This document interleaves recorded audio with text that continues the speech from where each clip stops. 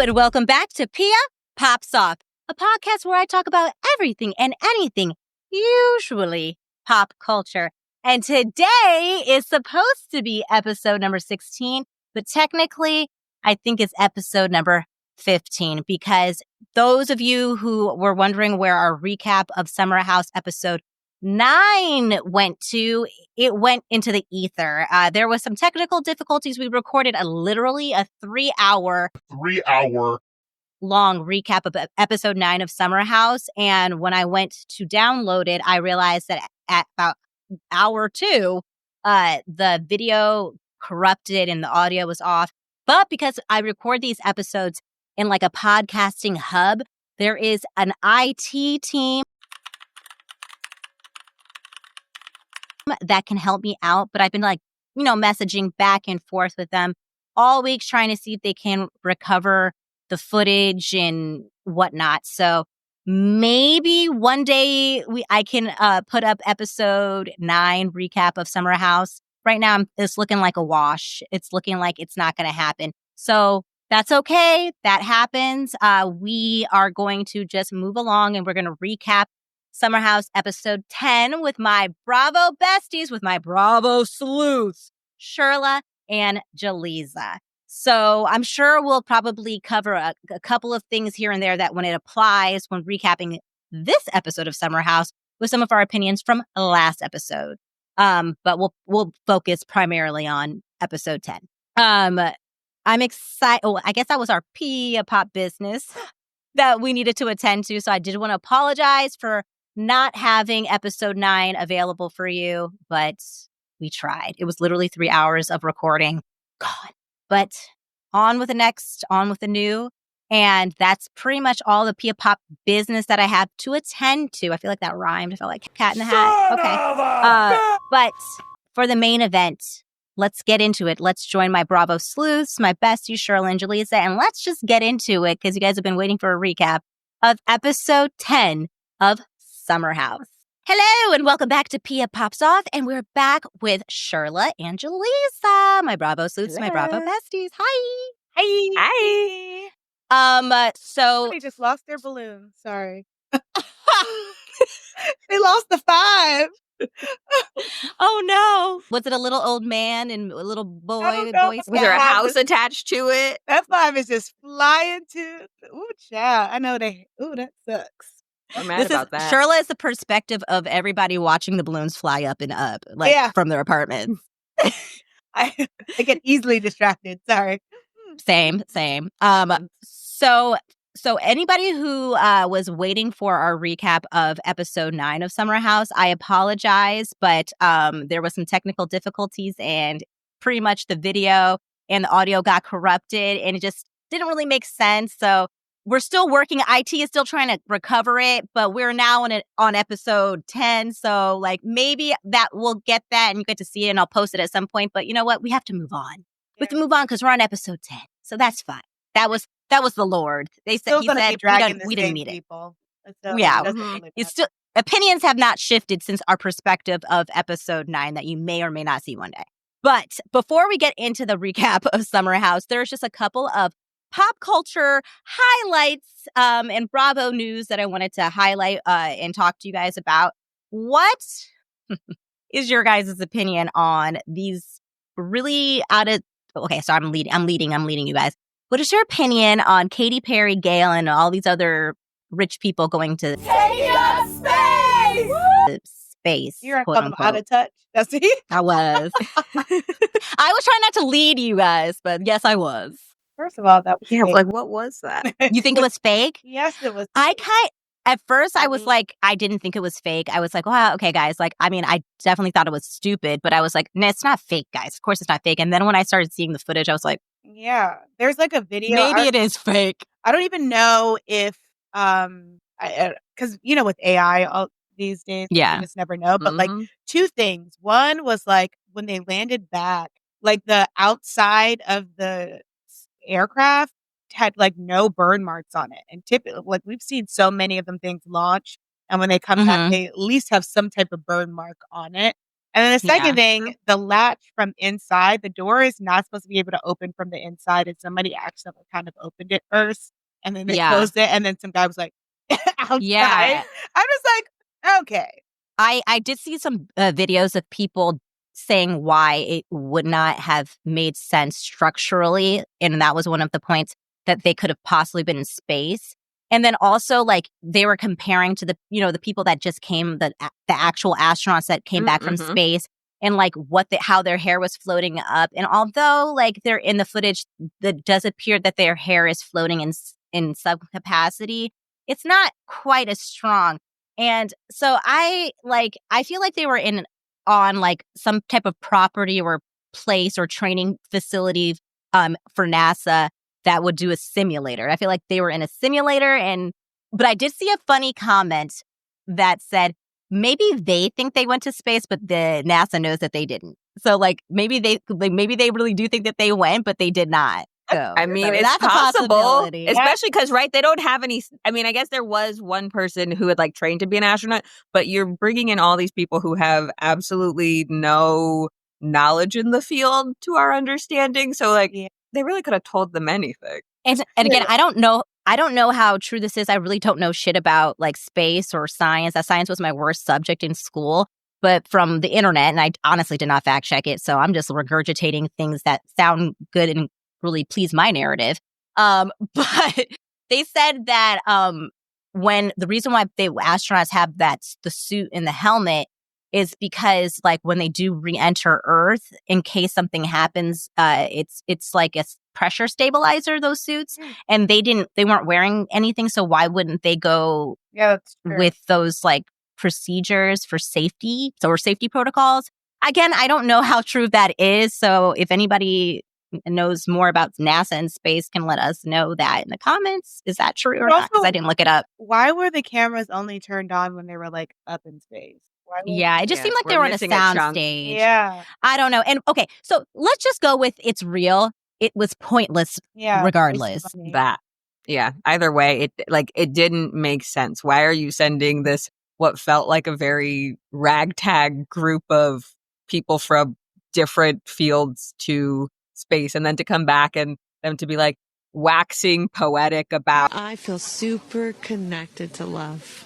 So connected to love. I think this experience has shown me you never know how much love is inside of you, like how much love you have to give, and how loved you are until the day you launch.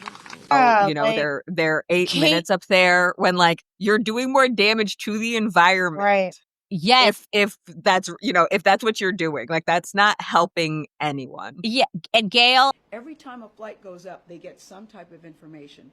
2 of the astronauts, I still have a hard time calling myself an astronaut, but like, come the fuck on with your force, Gayle. Gayle. Oprah probably was like, please just get up there, do something. Gayle, like you really tried it, because like in what, like her explanation saying that this program is really important because it's trying to figure out a way to take our trash. By the way, I feel like she's talking about America's trash up into space to help clean up the world or America. Why are we taking our shit, our junk, and throwing it into the universe? Right. That doesn't sound like... That sounds like you're just literally sweeping things under the rug. Right. Like that's not cleaning shit up. That's not really solving a problem. Yeah, like I feel like if anything, you're creating a bigger issue. And apparently, essentially, again, I don't know shit about science, but they're saying that eventually that trash would fall out of orbit, and they don't have any idea where it would fall to. Like, so like that's not like a longevity plan. And then also, Gayle, what the fuck does that have to do with you guys? Like, what is... You didn't take any trash up? Yeah, like, I want to know what that... Even if that's the case, right? Like, they're trying to figure out a way to clean up the planet using space. What the fuck does that have to do with Katy Perry, Gayle, and the rest of those people? What did they do to help solve the problem? And what are they... And then let's take it one step further. What are they going to do after this? Nothing. Because apparently they are very comfortable with calling themselves astronauts, although it takes 10 years, according to Google, to become an astronaut. Yeah, like minimizing actual astronauts is the fact that they really want us to say that they're astronauts, like they fucking were like steering the fucking ship in any capacity, and then get mad at us when we say that, call it a ride. I don't like that people are calling it a ride. A ride, you never see a male astronaut who's going up in space and they said, oh, he took a ride. No one said he took that ride. Yeah. It's always referred to as a flight or a journey. So I feel that that's a little disrespectful to what the mission was and what the work that Blue Origin does. Because that's what the fuck it was. An expensive Uber ride. Please leave us alone. It's basically and that's what they really want to do. They would have sent scientists. There are plenty of female scientists, female astronauts who have trained a lot of their lives to go do this. And if they were actually trying to achieve something, that's probably who they would have sent. It's a publicity stunt. What is the achievement, Gayle? You still won't answer that. What is it? I need them to write a paper. What is it? Write a paper and let me know why you did this. What and how much it costs. She's really think we's fucking stupid. Gayle, get the hell out of here. It's like where launch them back into space for real this time. I'm done. It just like take the trash out. You know what? They have to over explain themselves because they know what they did was stupid. And and they also get upset when they can't fool us anymore. And so it's like, stop recording everything. If you didn't record it and you guys went up in space, we might be like, you know what? You probably did. And I saw a couple exactly. That's actually, I saw a really good point that reminded me of what you just said, where the fact is like, okay, Gayle, Gayle is the one who decided to be the spokesperson. So she's going to be the one I continue to use. Gayle, like if this wasn't some glorified ride and you guys were doing some great fucking work in which we still don't know what it is, it must be classified. Why then did you guys publicize it? You guys could have absolutely went up for those 11 minutes and back down without any of us knowing. You wanted to make it a spectacle. Exactly. The problem is you thought we would all be like, this one goes out to anyone who has a spark inside of them.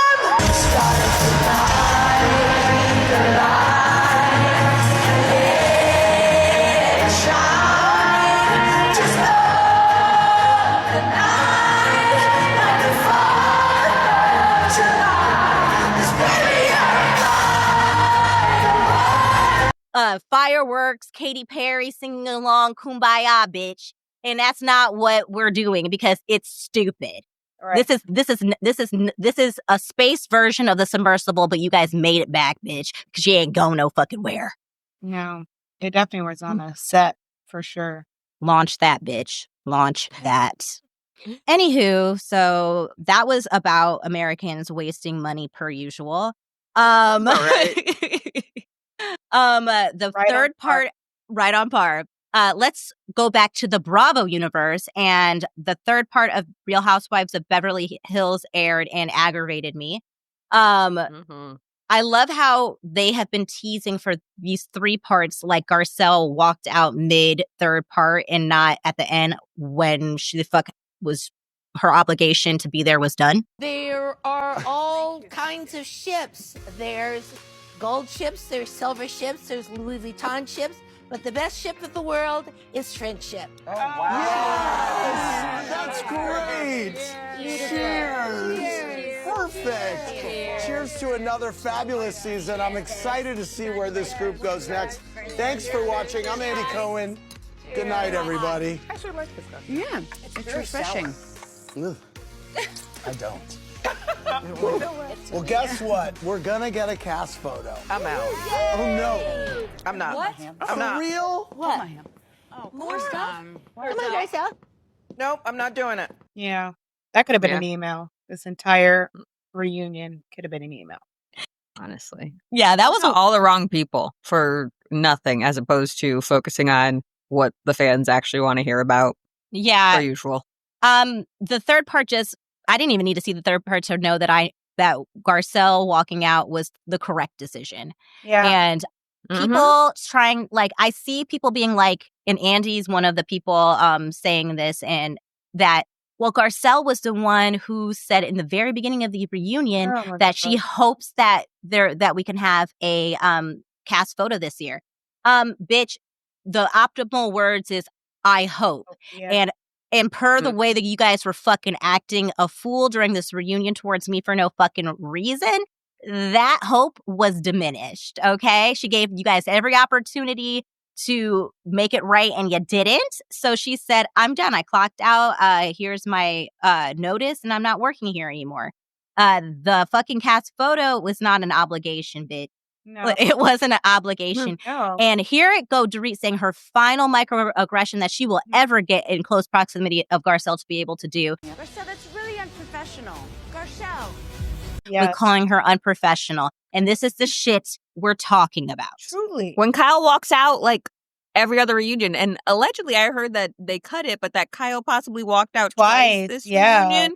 When, like, with all the Mo talk, but they didn't include it. Yeah. So to call Garcelle unprofessional and to just, like, act like they didn't understand why she wouldn't want to take a photo with them. And I'm hearing that they actually also cut possibly a moment before Garcelle decided and made the decision when she got up off that couch, which was that Bo, and I think that this is true because I feel like I do remember seeing clips of this, or I don't know if I had a fever dream, but someone has said that they heard that this got cut where Bose had said that if Garcelle had accused her of staging a robbery, she would have sued her for defamation. Yeah, I heard that. No, that too. happened. Yeah. Oh, did it happen? I think or did I? Maybe yeah. Like I believe in one of the earlier parts in the reunion when they were talking about it, someone called Bose out for it, and then Bose said something about it. Because I just watched it come up. Maybe I missed that part because I feel like it's hard because they were. Or was it just outside of the show? They were two things. So it's like one,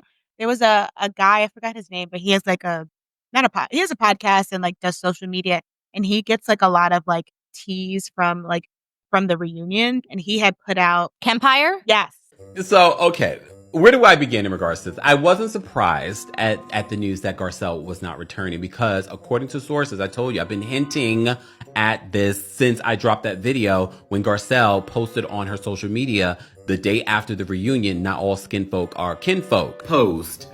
One thing that I have been very careful about, especially as a storyteller, is not to pit the two black girls against each other. Yes. People were like, oh, now we have a new black girl, so she can go. They start saying that almost immediately. And I was like, but why is that? And by the way, we're not the same. There's an allowance for 4 white women. Why can't there be 2 black women? Yes, you did. Because you know exactly what you did at that reunion. You know exactly what you brought up at that reunion. So we already know what was brought up during the season in regards to Dorit's burglary. We know that, right? So that comes up again at the reunion. And of course, because Dorit and Bose have a friendship, that's brought up again, and Bose defends Dorit. And allegedly, from what I'm hearing, says if it was me, I would have sued you. What? He had put out a note saying, like, these are the things that I heard from the reunion. And I think one of them was about Bose. So I don't know if they cut it, but all the stuff that he said was true about Garcelle. Yes. Yeah. Yeah. So, like, I think they definitely cut it because they probably saw the backlash that the entire cast was getting after the second part reunion because people were in them ladies' comment section. They couldn't post an apple without them being like, you are a traitor. And so they probably Kyle is feeling the heat because she's already tried to reach out to Garcelle several times. And when Kyle, like, you already know what the Bravo's feeling, what production is feeling when depending upon how Kyle moves after the reunion, because Kyle is in the know. She is a secret producer. And her reaching out to Garcelle is indicative that production, that Bravo, they're like not happy at the fact that they have pushed Garcelle out because they clearly like Garcelle. Andy likes Garcelle because usually when a housewife does something like that, even though I still would, whether they were mad at Garcelle about it or not, I would be in support of that decision. Typically, they will end on bad terms with them. They will it won't be a good edit for them.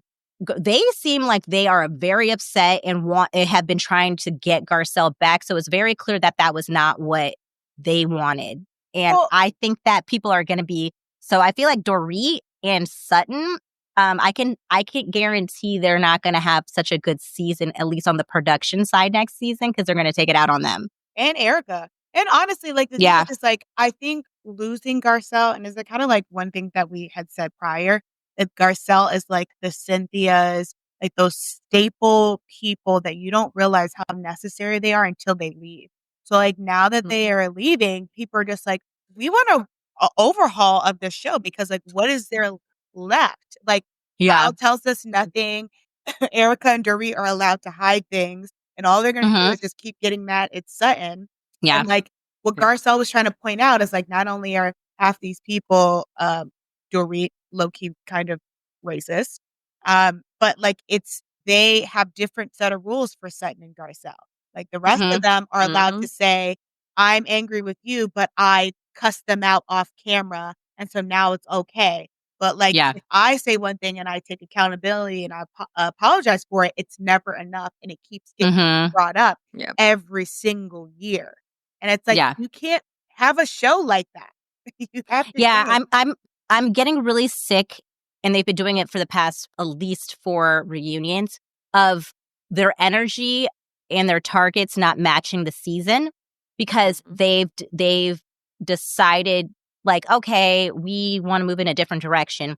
So then when they're coming so like intensely to Garcelle about things that they didn't seem to care about during the season, I have a really hard time like being on board with it. It'd be one thing if Kyle had this energy to Garcelle during the season, then fine, let's hash it out, let's talk about it. But you didn't, and that's Garcelle's point. And I just feel like obviously the main attraction was Dorit and Kyle, and then Sutton and the rest of the ladies. Like keep the energy there. Like the way in which Garcelle kept getting dragged into it was like ridiculous. It was ridiculous. Even then, like you have Kyle texting Dorit's husband, and calling him, and even then she's like, you know what, I really want to move forward. Let's have dinner off camera. No, this is I'm tired with this bullshit. Exactly, but you can forgive that. But then something that was internet gossip, you're like, oh my gosh, this is super dangerous. Like, listen, is it a comment that you probably shouldn't say? No, because you never know, but we all believe it. Yeah. So it's like, and the internet's talking about it, so I'm going to talk about it too. But that comment, and she also made it very clear that it had nothing to do with you, Dorit. You know, when I said last year about her jewelry and the robbery, I don't think Dorit had anything to do with that. But I think someone did. I think Dorit just happened to be at the wrong place at the wrong time.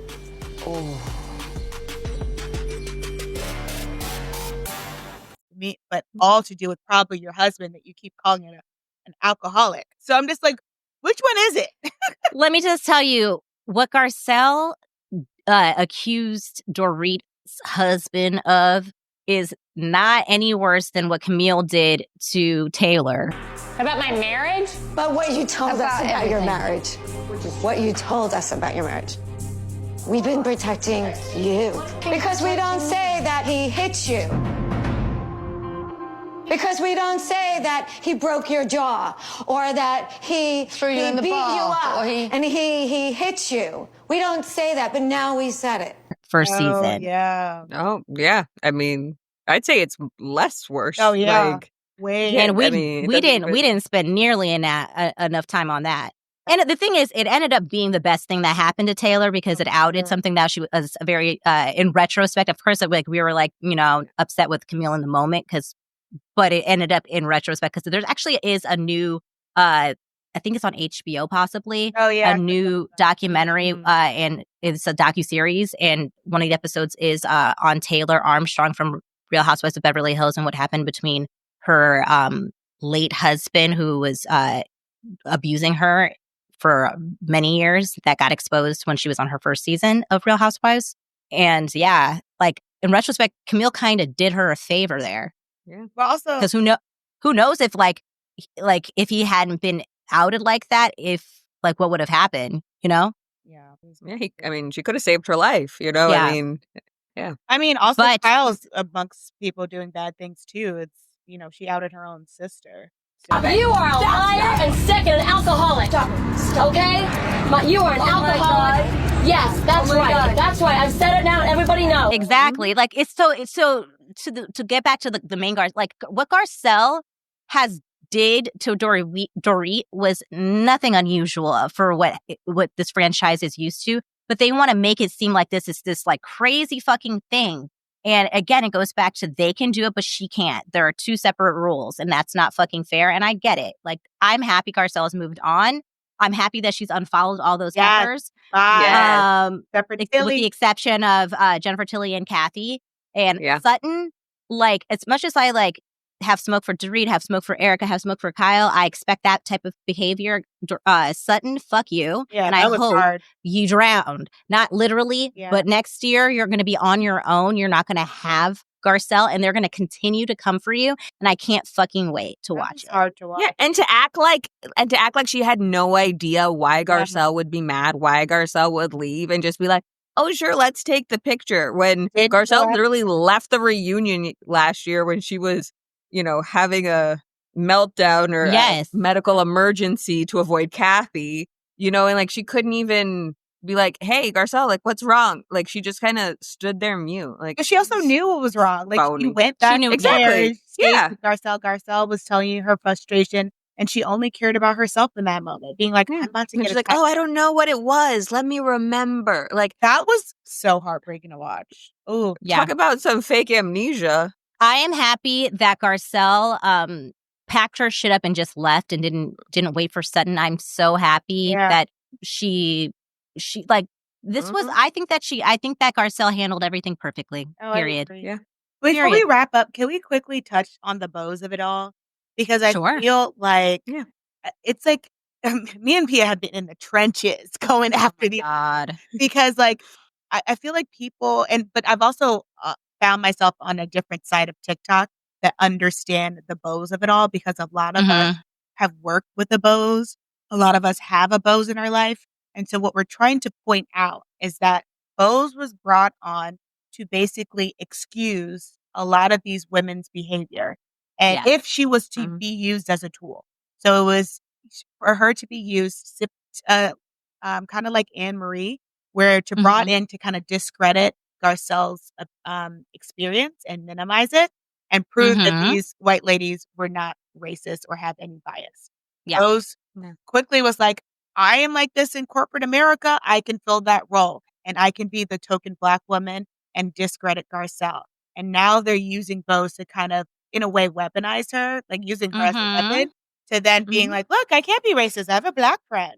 Look, it wasn't about race with Garcelle because we get along fine with Bose. And now you're seeing the fans do the same thing to Bose and using Bose as being like, it was Garcelle that was boring. Like, we really like Bose until they turned on her when she's the only Black one. So that was my little piece that I wanted to say about Bose. And the thing is, the difference between Anne Marie to me and Bose is that I believe both of them were aware of it, but Bose really believed that she was in control of the situation. I do not think that Bose was used. I think she was a willing participant in it.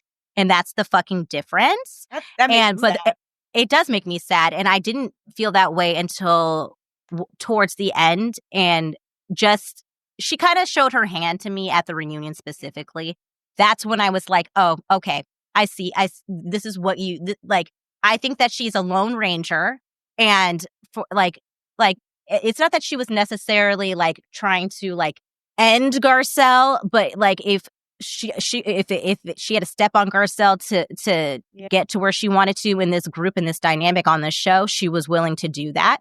And she was making the best strategy for herself. And I believe that. However, I believe that she also realized during her appearance on Watch What Happens Live with Erica that she was not in control because she got too fucking comfortable and she let her guard down and she said Black colloquialisms, won't he do it, in a group of women clearly talking shit about Garcelle. And she didn't expect Erica to regurgitate it. Most of the audience who is not Black probably didn't completely understand what was happening there, but knew that there's something happened. We as Black people knew what happened there. And that is when the moment she realized she done fucked Yeah. I think that was also our light bulb moment. That being, because we tried to give her the benefit of the doubt. Of We course try we to be did. like, you know what? I feel like we know who she is, but and we also had our experience with Anne Marie. But Yeah. and we're like, you know what? We'll give her a chance, whatever. But no, she showed us exactly who she was. And what also put the nail in her coffin is something that Anne Marie did too, where they try to be like, oh, Garcelle, Sutton said this in your presence and you didn't call it out. And so it's like, those are the type of strategy moments that you're just like, Yes. oh, we know what you're Exactly. doing. We speak And to and again, it was for who? Dorit. Because Anne Marie did that for Dorit. But like again, Dorit has been trying to find her black weapon. And I'm sorry, that is exactly how I feel about it. She has been trying to figure out a way to discredit Garcelle's accusations of her microaggressions over the years. And she's tried to do it through Anne Marie, but Anne Marie was not equipped for it. And Bose was much more equipped for it. But again, like, I feel like they always underestimate the audience. They always underestimate how quickly this audience turns. And Bose got too comfortable at the end, I think. And that was her fatal flaw. I also, to contradict Bose, like, you're going to sit here and say that Garcelle sat there and didn't, correct Sutton, which, again, I don't agree with exactly how Bose's perception of what Sutton said in that moment. Not to say that Sutton hasn't done that in the past, like with other situations. In that particular moment, I don't believe that was what happened. But what really gets my ass chapped about Bose is the fact that she sat there and listened to Dorit say that the only reason Garcelle is friends with Sutton is because Sutton has money and that Sutton buys her friendship, i.e. Sutton buys Garcelle, i.e. it is essentially, to me, the dynamics, especially Sutton being so fucking Southern as fuck, is like, are you calling Garcelle a goddamn slave? Because that's what the fuck I heard. Yeah. But also, why didn't, and this is how it makes sense that they cut something out of part 3. They definitely had more, because why didn't they do a flashback to that after show? They showed all the other after show flashback when it had something to do with Garcelle. And even the moment with Bose, where it was like the moment with Sutton saying it almost as if she was kind of angry with me. They flashed back to that. But yet they didn't want to flash back to the comment that Dorit made about Garcelle being bought. Some just feel super fishy because they knew something was there. They were like, oh, we can't do this. Yeah, because they already because they know, they're like, they left it in already, and they probably shouldn't have, because that's immediately the first thing I thought. I'm like, you're gonna tell me that this is what Dorit's not getting.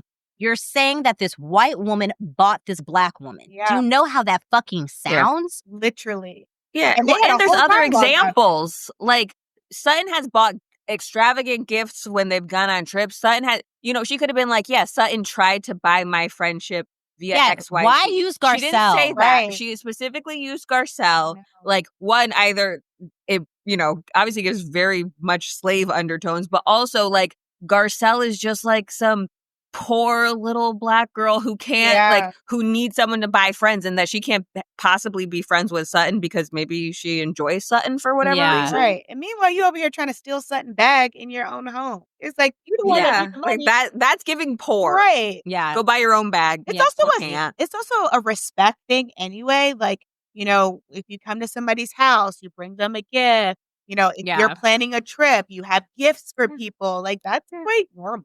So I'm like, when you go to a charity event, you buy a table. Yeah, she proved what you do. Sutton proved that she bought this table for Rinna and Harry Hamlin. So, like, let's not act. Yeah, to Jaleeza, your main point, Sutton.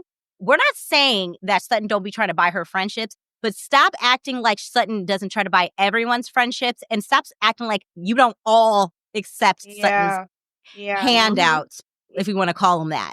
Okay. Willingly and lovingly. Okay. But also, Andy wasn't, innocent either. Like, every moment, it was just like, oh, Sutton was this cold-hearted bitch. What do you think about that, Garcelle? And it's like, why are you asking Sutton? Why are you asking, Garcelle to answer for her? Yeah, like, it was just like, it was so, just that whole thing I can see why she shut down. And I Yeah. feel like as every Black woman, every woman of color felt that when you're in a predominantly white space where you just feel so defeated. And you can just see it in her. Nothing to say. Yeah, you can, whatever she There's did, like nothing so left many to say. people are like, I wish she would have read them for Phil. That's not her personality. If she did, it would have been Dorit in the corner. Stop screaming at me. And it's just like, I'm glad to your point. I think that the thing is, it was very clear over the many years that Garcelle has been amongst these same ladies and all throughout this reunion, there was nothing she could say or do to move forward with these ladies. So it was best she just walked away, and I applaud her for that. So I will fucking cuss them out for you, bitch.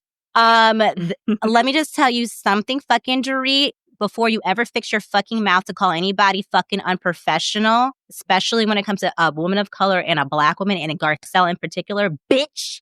Yeah. Don't forget that you left everybody waiting the season prior to put that god-awful, feeling like culturally appropriated piece of garbage on, okay? Because that was unprofessional, okay? Mm-hmm. That was unprofessional. Garcelle showed up to this reunion on time and stayed to her obligation, bitch. She does not have to stand in a picture with your crusty, dusty fucking ass. Yeah. Dorit. That part. Yeah. And also, too, I need a lot of the influencers who are, even if you're defending Garcelle or just like talking about this situation, mind your language, saying Garcelle stormed off. She didn't storm off. She literally, she walked off. She got up and left. And she left when it was over. Yeah. So stop saying she stormed off. And it's like, she did not. They said their goodbyes, and she left. And that's she wasn't doing it. That's usually what you do when things end. You leave.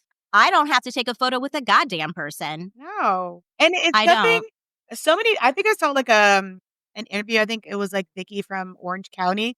And someone brought up like the photo, and she was like, when did this become a thing? She's like, I haven't taken it. Like, it was like a couple of years I didn't take a photo. And I got so mad, and I was like, I wanted to leave. That wasn't a big deal. But now all of a sudden, when Garcelle does it, when she's exactly done, everything is always exaggerated and blown out of proportion when Garcelle does it.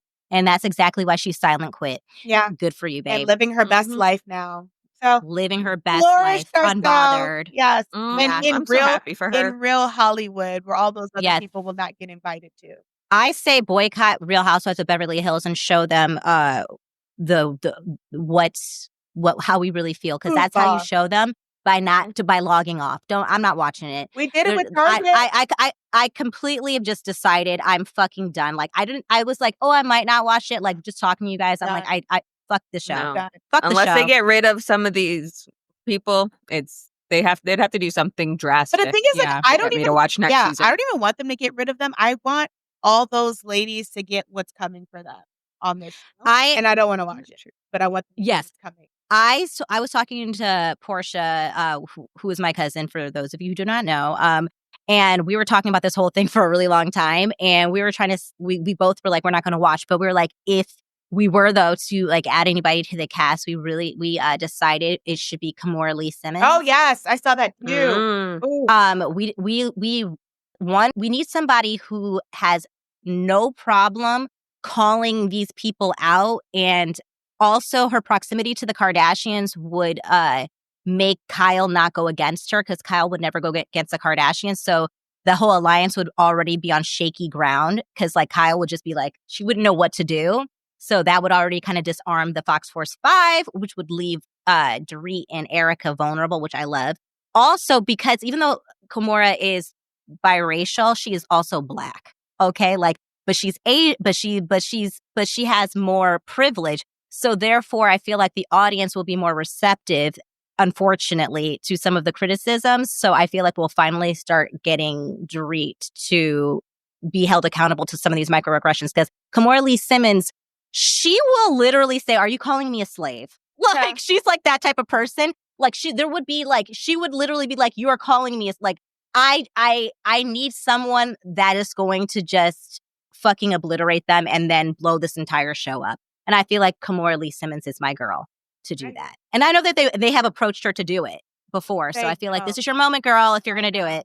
And she's also been on TV before, so like so she's comfortable. She's comfortable, and she also the type of business that she's in. It's not like if I say this, like it could get me fired. Like no, so like yeah, you have to be as careful. She has enough power and privilege, and she's aware of her privilege too, which is good. And like I just feel like it would be the like the weapon that we've been needing to really be able to break up the Fox Force 5, because it just like, not that Garcelle to me was doing everything amazing, but the just the racism of it all, it sucks. It's just like people don't hear the same things coming from Garcelle, and it just really pisses me off. So I'm like, you know what? I'm fine. I want a Kimora Lee Simmons that's gonna like really just make you guys listen. Garcelle she just doesn't have that cutthroatness to her. So unfortunately, but the thing is, even if she did, they would be like, look at her yelling, and like she just would never have the same grace as anybody else doing that. But a person who is cutthroat wouldn't care. That's true. Yeah. So like Kimora Lee is not going to give a shit. So if she has something to say, and that's when people are like, damn, this is not getting to her. These comments that I'm saying about her doesn't get to her. And she just keeps going, and it eventually will change. Yeah, I feel like because we try to go through everybody that was like of note, that was like has money and was like Black, and we just kept on like going back to Kimora, because it's just like she had the full package of just having the experience of being on multiple successful reality TV shows. And we know that she doesn't back down from anybody, and she says what she's thinking. I just feel like overall, and she has money that I'm looking for. Like, she's not poor. We need to bring money back to the show again. And Housewives. Like, everyone is like, in general, not married, but I'm like, I thought the premise of the show is for them to be housewives. Yeah. I feel like, I know she's like turned it down because they have asked her, but like, I believe that they are desperate. And I think that if she were to consider it, because I feel like she's softening to the idea from like little interviews I've seen, even the past like year on Watch What Happens Live and whatnot, she would probably get a Denise-sized paycheck on top of that. Because I feel like I feel like the last time she said it, she was like, if the money was right. And I feel like if Bravo cuts that fucking check, they just need to cut Erica. We don't need Erica. There you go. Cut Erica. That's an expense. You don't need her. Right. Like, you can figure out how to pay her legal fees somewhere else. I mean, honestly, they could get rid of Sutton too. Take all that money. The thing is, no, I kind of I want them to keep Sutton. I want them to keep Sutton. But see, I would want them to bring in a friend, like bring in one of Kimora's actual friends. No, we still got room. We can have room. Kimora ain't gonna be friends with Sutton, please. No. Yeah, but she's kind of you need somebody to read Sutton to me, like, and have her be on an island on her own. Well, the thing is, the thing is, Kyle is friends with Kimora. Because Kimora's best friend. Yeah, but no, I don't want. But I don't want. I'm talking about someone separate from Kyle. But no, I get that. But the thing is, what would be fun about that is the fact that she is friends with Kyle. But I don't think that would stop her from cussing Kyle out or any of her friends. No, but I'm talking about just not having a Black woman on an island. Yeah. By herself. Yeah. Like bring her in with someone so that this way, like, yes, Kimora's gonna do Kimora regardless, but just giving her someone that like gets her, because you have all these friends that are so tight and are just gonna back each other up regardless. Like even in Garcelle's case, like it would have been helpful to her to have someone who she felt like actually had her back. She did with who is Kimora friends with? Who is Kimora friend? I would have to. No, I don't know if I want to see. I mean, Tyra. it wouldn't have to necessarily be a big name, but like someone would just like it could. That's just what I'm saying. I don't stupid money. Yeah, that's because I'm sure she has some like rich friends who are just like a little more. Yeah, I feel like you're right. I feel like it has to be somebody. I don't want it to be a big name. I want it to be, but I also don't want it to be someone that would be too. I don't want her to get backstabbed. I need somebody who is confident and not trying to social climb, and that we can trust. You know what I'm saying? Exactly. Yeah. So we need that middle ground person who has like been around. Like this doesn't impress them. They're not going to try to like just trying to be a TV personality and like stab her in the back, which is essentially what Rinna did to Denise when she came on, because they were really actually good friends. You know what I'm saying? So we need to make sure somebody. Anybody. Yeah, and Garcelle was also really. So this is why I also hate the narrative where it was like, oh, Garcelle chose Sutton over everybody else. It's like Garcelle had friends and they ran her off the show. Like they ran Denise off the show, and Lisa Rinna turned on her. So it's like, what else did you want? Someone said that Garcelle was friends with Sutton out of necessity. Yeah. I mean, kind of. Yeah, there were the only two on the not part of the Fox Force 5. Yeah. All I'm hanging out with the Kardashians and Tyra. That's what I'm. That's what I'm saying. Yeah. So we need someone who's like involved in the industry so that she's not impressed, but like maybe she's not in front of the camera. You know what? We've done our job. Now producers, do yours. Get on it, Bravo. So fire Get on Erica, it. Bring on Kimora and Kimora's friend, and Bo's and right on over to Kimora. And bump Dorit down to friend of, so that way her check gets smaller. Yes. Can we also bump Kyle too, just for like a little like humble pie? Yeah, I just want all these people to pay their dues though. So like with Kimora coming in, I want Kimora to be like, listen, I heard you got some woman on your arm. Let's learn more about her. Like I want her.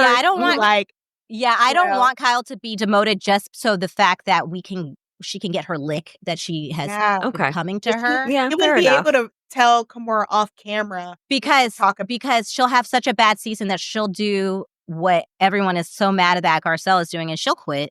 Yeah, exactly. Well, I want people to quit on their own. Yeah, I just want the justice is like Kyle has run so many people off. The justice and karma would be for her to get ran off. Yeah, I want her to get run the fuck off. I agree. Yeah, the same with. I'm just tired of it feeling like not only the other women on the show, but like that the producers and Bravo treats her like she's untouchable. So sure, if she's just gonna get like run over, then that I'd be here for. I feel you, but like I can't take this whole like she has her own separate rules and gets to do what she wants. No, you are 100% correct. But these fans, they are sick of it. Yes, they are voicing their opinion left and right. So we'll see. Okay. Before we move on to Summer House, because I'm determined to keep us on track in under 2 hours. Yes. I just thought about this. Quickly tell me if you agree or disagree. Friend of for Kimora, because they don't have to be besties. We know this about the franchise, these shows. Like they can just at least know each other, and whatever. They can be the friend. Would this be a good time for Lisa Vanderpump to come back and be Kimora's ally? Because Lisa was a huge fan of Garcelle. Oh, Lisa loves, and to get her lick back, I feel like she would completely befriend Kimora, and I think those two together would really be a great allyship to take them down. I don't know. Is that a crazy thought? That's not crazy. I'm in for it. Yeah, Lisa can come back on her own. She don't need nobody. Yeah. She's the thing is anti-Fox Force 5 too, because obviously they ran her off. So she doesn't need anybody, and I don't think Kimora needs anybody. But the thing is, teaming up together really does make them like unstoppable. And I just think that the Fox Force 5 wouldn't know what to do with themselves if those two were on the same side at the same time on their show. Of course. Oh my God. I'm here for it. Yeah. Ugh. Okay. All right. So plan in place. Bravo. Get on it. Cut us a check if you guys go with our idea. Timestamp. You heard it here first. But for the main attraction, for the main event, Summer House, let's talk about it. Let's recap episode 10. We are picking up where we left off, which was at the picnic table with Sierra and Paige at Kyle's DJ event, talking about pretty much how Paige has been feeling about Craig and her relationship, and her trying to kind of sort out how she feels. And Sierra doing a really, really good job at like not telling her what to do and just like kind of like being a sounding board. What were your guys' thoughts on the picnic table chat? I mean, I was surprised. At this point, I'm still a little surprised we're seeing it, but I thought Sierra handled it perfectly. And I loved when she told her, when Paige said, I keep telling him he can leave if this isn't what he wants. And she really challenged Paige to be like, Sierra challenged Paige to really think about it and be like, well, why are you leaving it up to him? You know? You need to also look inside and decide if he is what you want. Yeah, I agree. Calling it a cop-out, I like that. But very true. And it's a way, and we also compared it to how Danielle handled Lindsay 2 years ago versus how Sierra is like a true friend of being like, we know that they've had this conversation before, but letting your friend be able to talk through her feelings and say it out loud so she can then hear herself and figure out what she's feeling. And it's okay to feel what you're feeling. Yeah. It's so true. And as much criticism, because I'm going to have a lot of criticism for Sierra later on. So let's start with the positive. Yeah. Let's start with the positive. She's Paige. Sometimes to her detriment, too much so, because again, we'll get to it later. I know what you're talking We'll get to it later. I'm not going to jump ahead.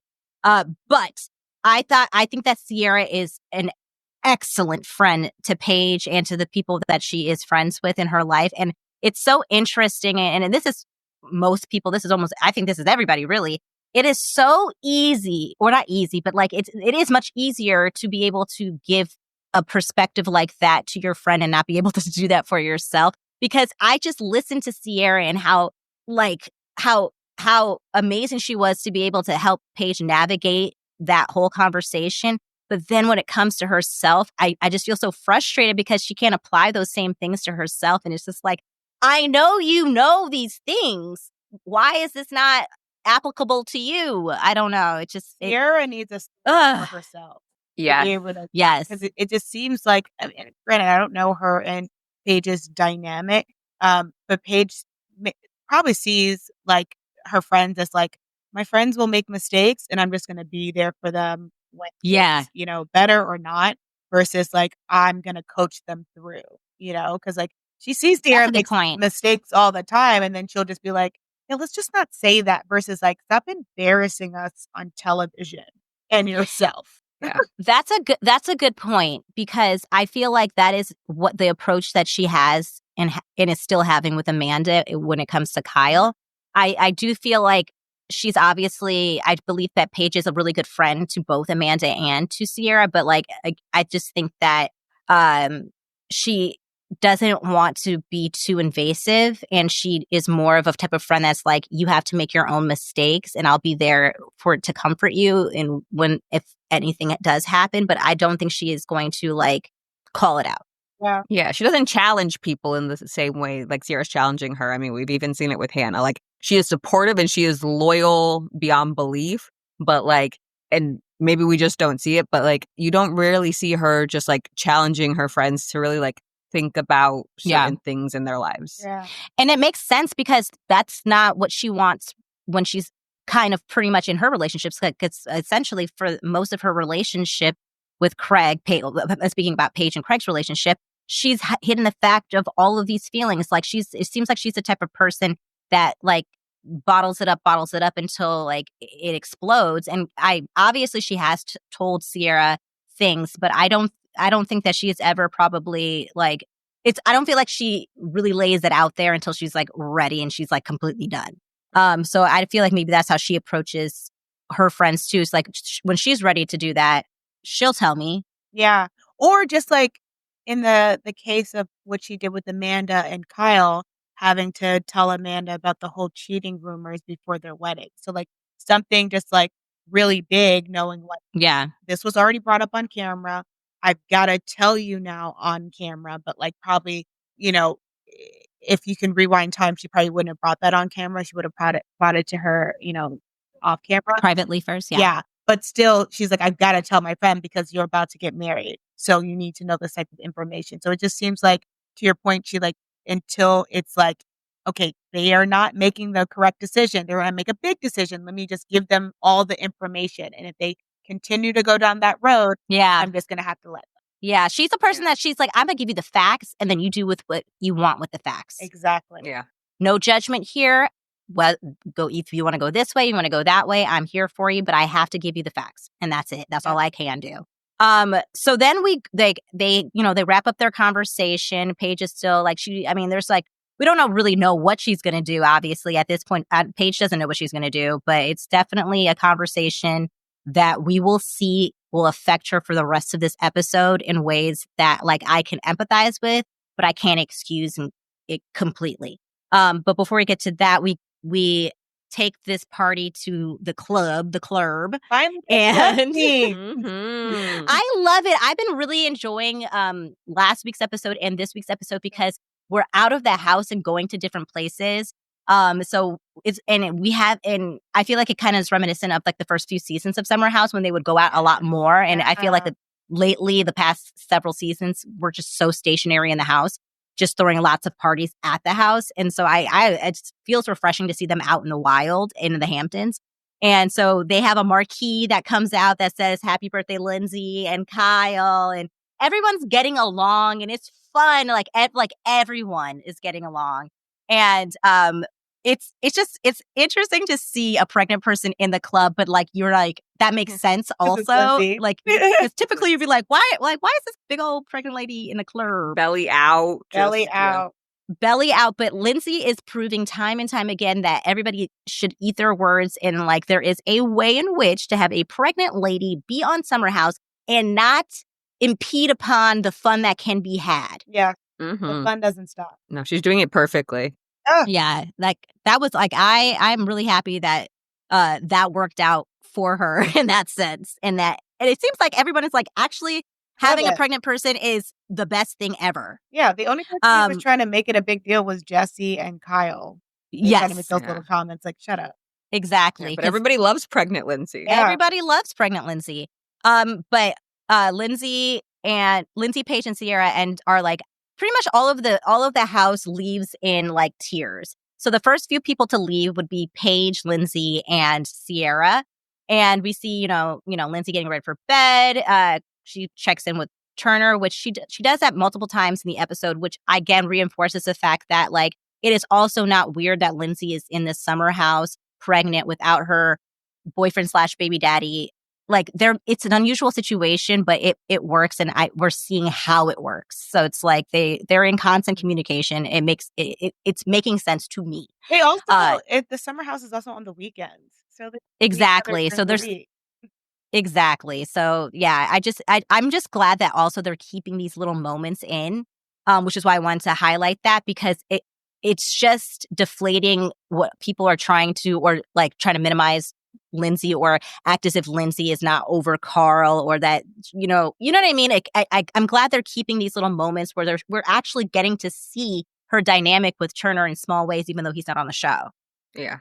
And then we see Paige and Sierra in bed. I think I wrote the bedbugs got in bed to recap the night. The next bedbug to come scurrying in by herself is Amanda, because she thought she could hang, and she was like she's like me. She's like, oh, she looked at Kyle. She's like, this is not going to be something that's wrapped up soon. Yeah. So she's like, I'm going to have to leave. She was like, she was regretting not leaving with them when they did. So she ends up coming. Yeah, so she ends up coming back shortly after. So all three bedbugs are in the bed, and they realize that it's Lindsay's birthday. So they FaceTime Lindsay. And again, Paige is the one who really leads the charge on that. She's like, it's Lindsay's birthday. Like, again, I'm seeing these moments of like their friendship really starting to grow, and they all sing to her. And I'm just liking that these four ladies are getting along. Unfortunately for Lexi, she's still oddball out. Yeah. And then after that, like we see after the FaceTime with Lindsay, Amanda goes to her room, Lindsay goes to bed, and that's when Paige like starts revealing to us how anxious she fucking really is by that conversation she had with Sierra. And I feel like a lot of people, I don't know if I feel like you guys picked this up, but obviously the reason why she's so anxious is she's kind of like breaking the fourth wall in this episode a lot, in the sense of like she's aware that the conversation she had was so real with Sierra that when Craig sees this is not going to be good, because she's not sure what she's going to do. So like for her to have this conversation, and her possibly still being with Craig when he sees it is terrifying to her. Yeah, especially because she said, "I'm not moving to Charleston."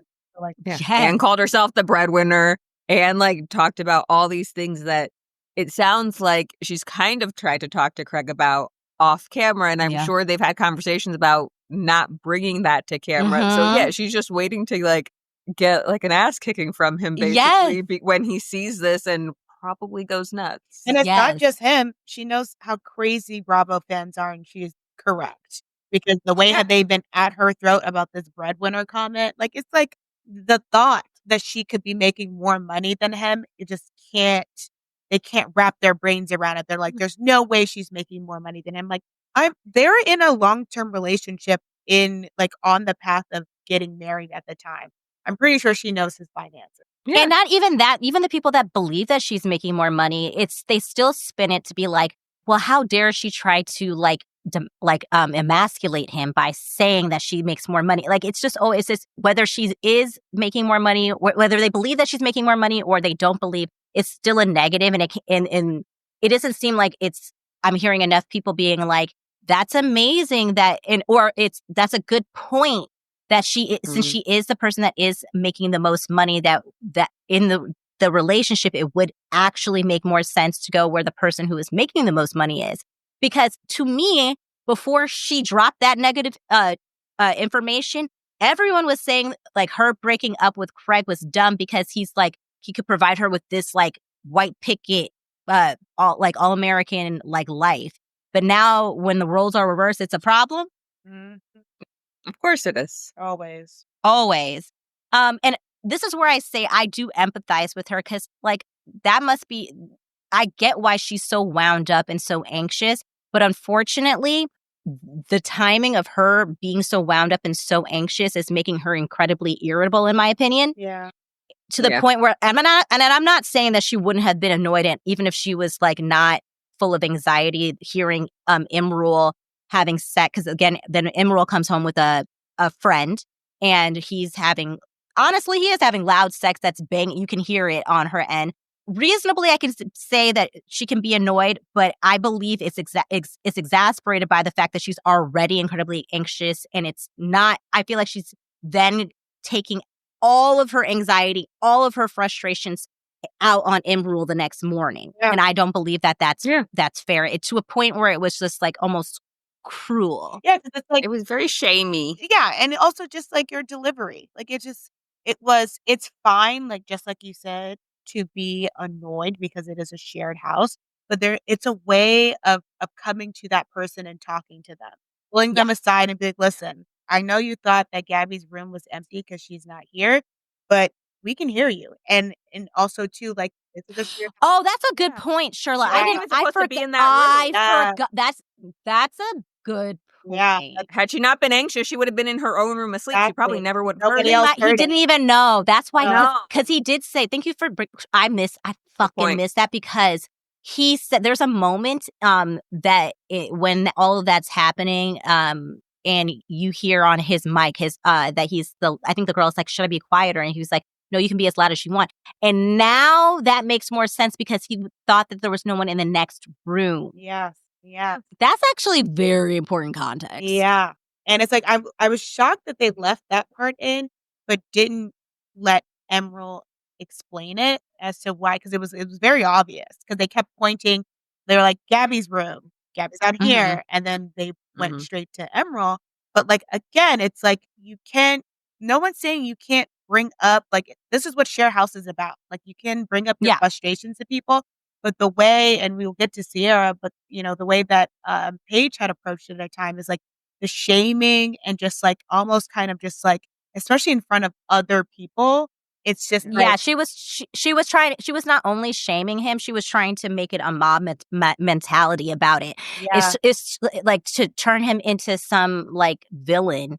Yeah, because the true villain within your life, you can't say these things to. So you're now projecting on to Imrul, and I think that that's totally unfair and unwarranted. So, like, again, having a conversation with him, like, hey, you were very loud last night to a point where, like, it was really disruptive to me.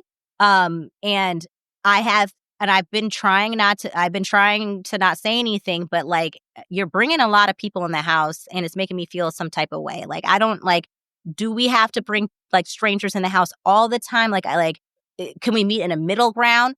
These are ways to approach a conversation because, again, I understand that Imrul is new to the house, but at the end of the day, it's a shared house. And like, whether he's new to the house or not, he is a person and he is allowed to be able to like also have a say in how he spends his time in the share house. So I feel like it's more of a conversation. And I feel the way that Paige and Sierra approached Imrul was like, like they were reprimanding him, they were scolding him, and it was like my way or the highway. We make the rules, and you get to, and you're privileged to even be here.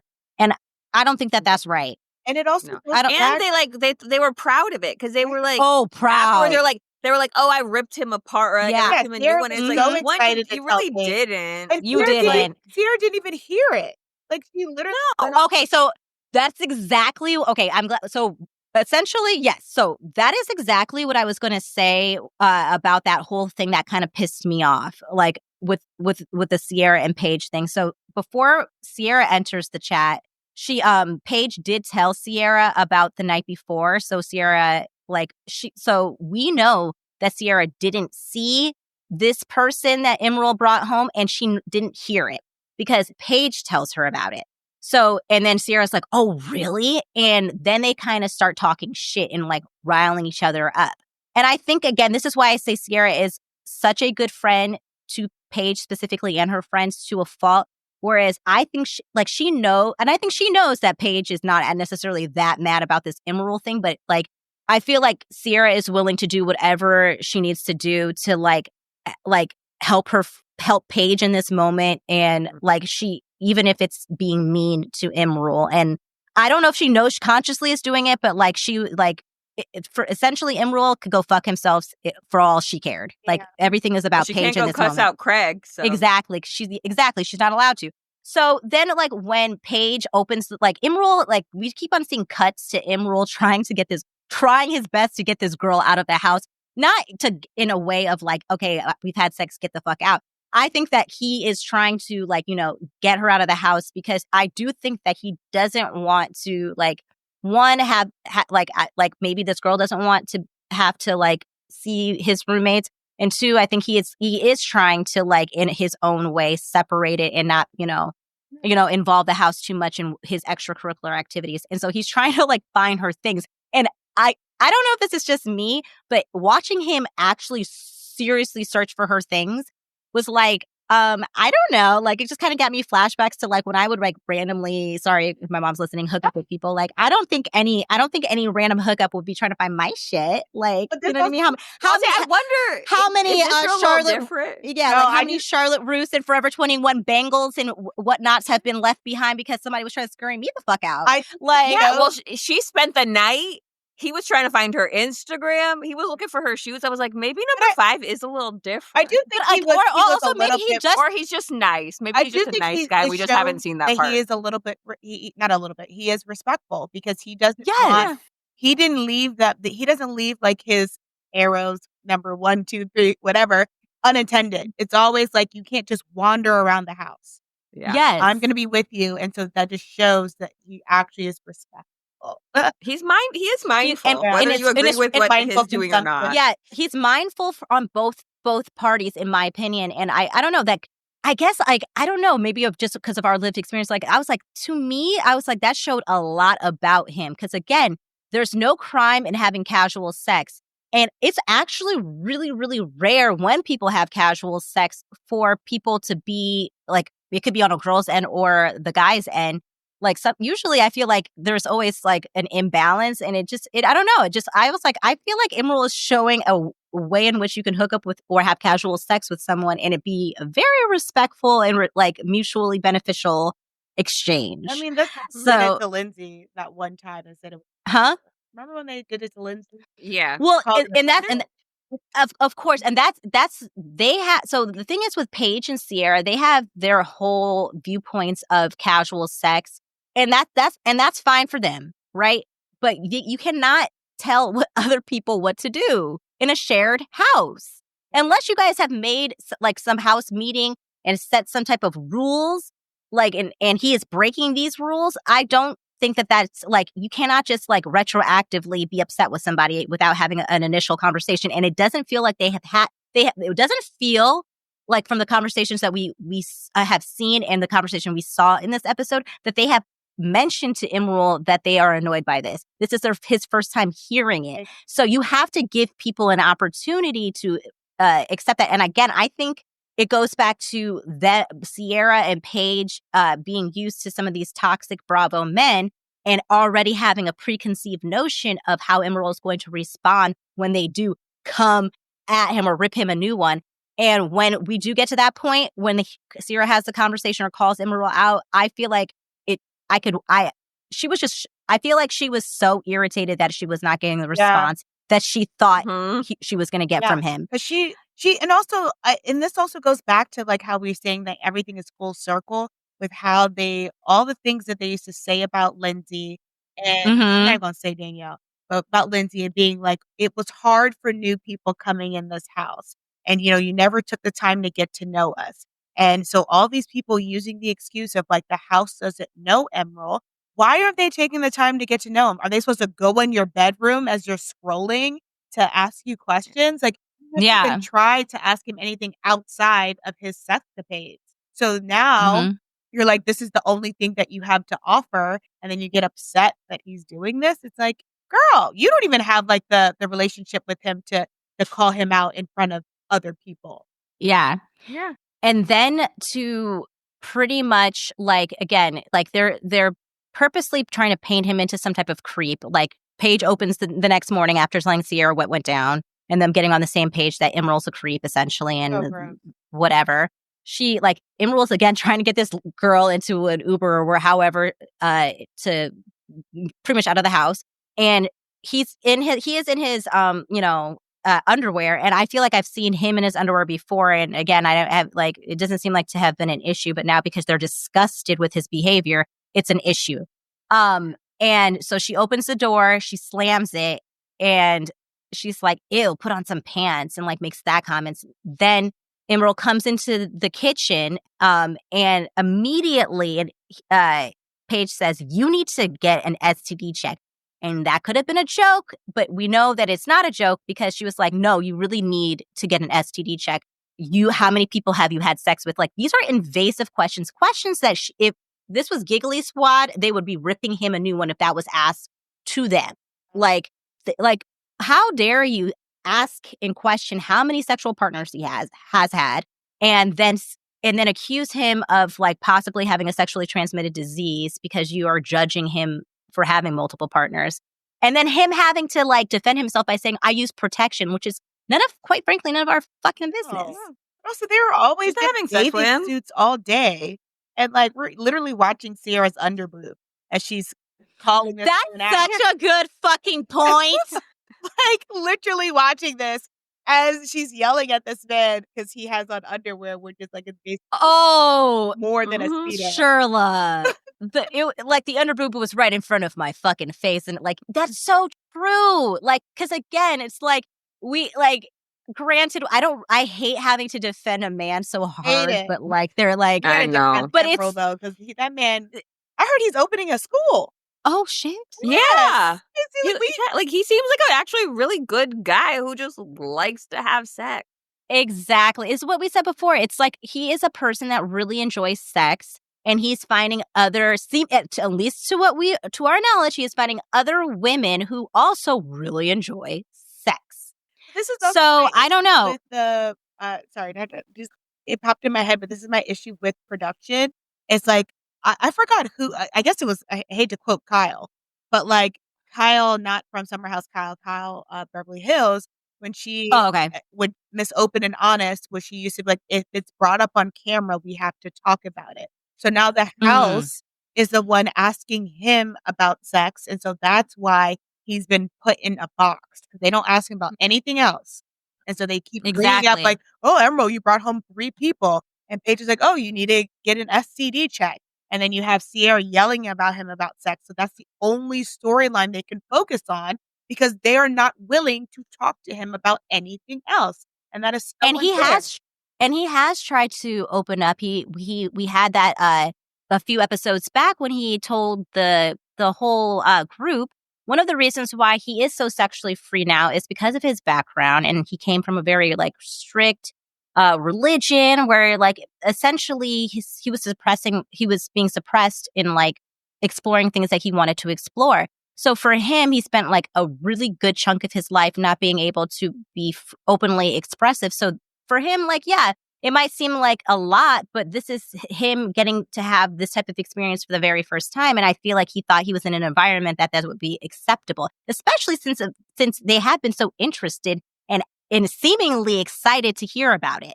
I feel like they set him up to make him feel like that this would be okay. And then also it's just like he also like again we also like learned that he was undocumented for a long time. Like he is trying to give us more things, but it seems like the most interest the house has is his sexcapades. But then now they're trying to like all of them are trying to throw it back in their face for their own agendas. I think the boys. I could go down the list of the agendas for the boys, and they're all different. Oh yeah, but it's really just but like essentially being the most vocal on it. No, it's all of them. It's all of them. It was Kyle because like it was when we get to that point, it was Kyle out there, Carl, and Jesse. Jesse is the easiest one to call out why he's doing that. That one's the easiest.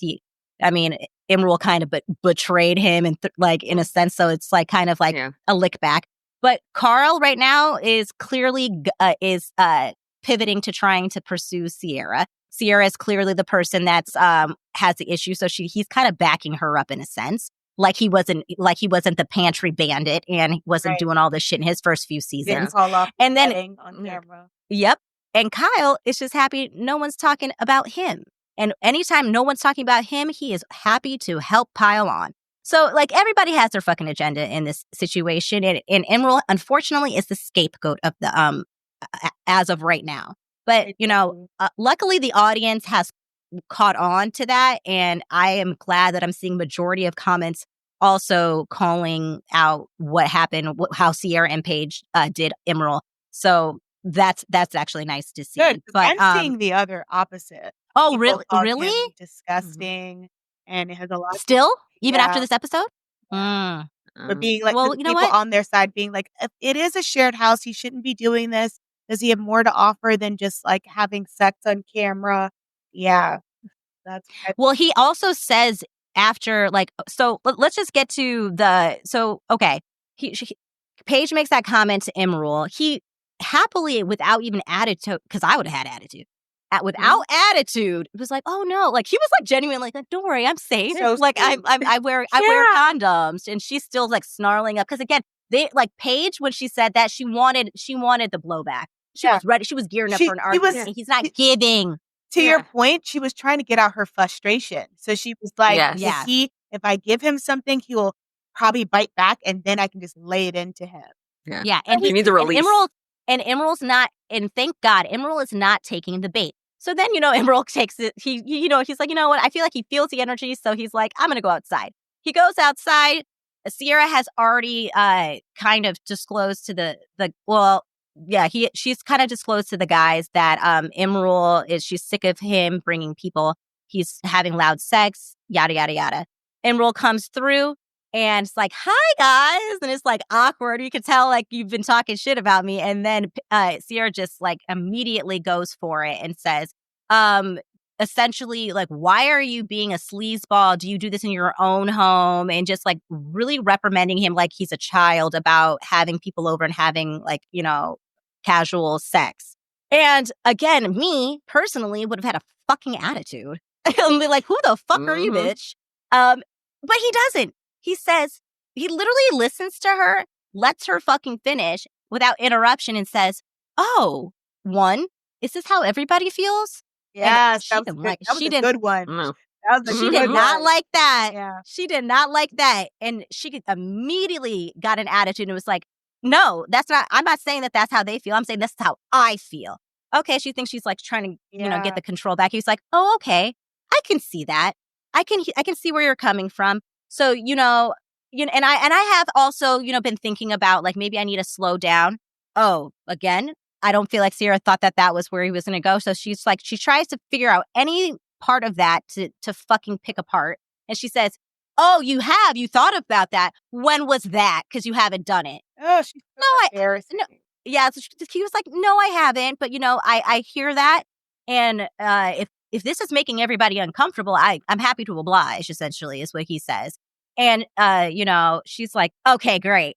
Gets up, starts like storming off. And I will call it a storm off because that's the fuck was she did. She storms off.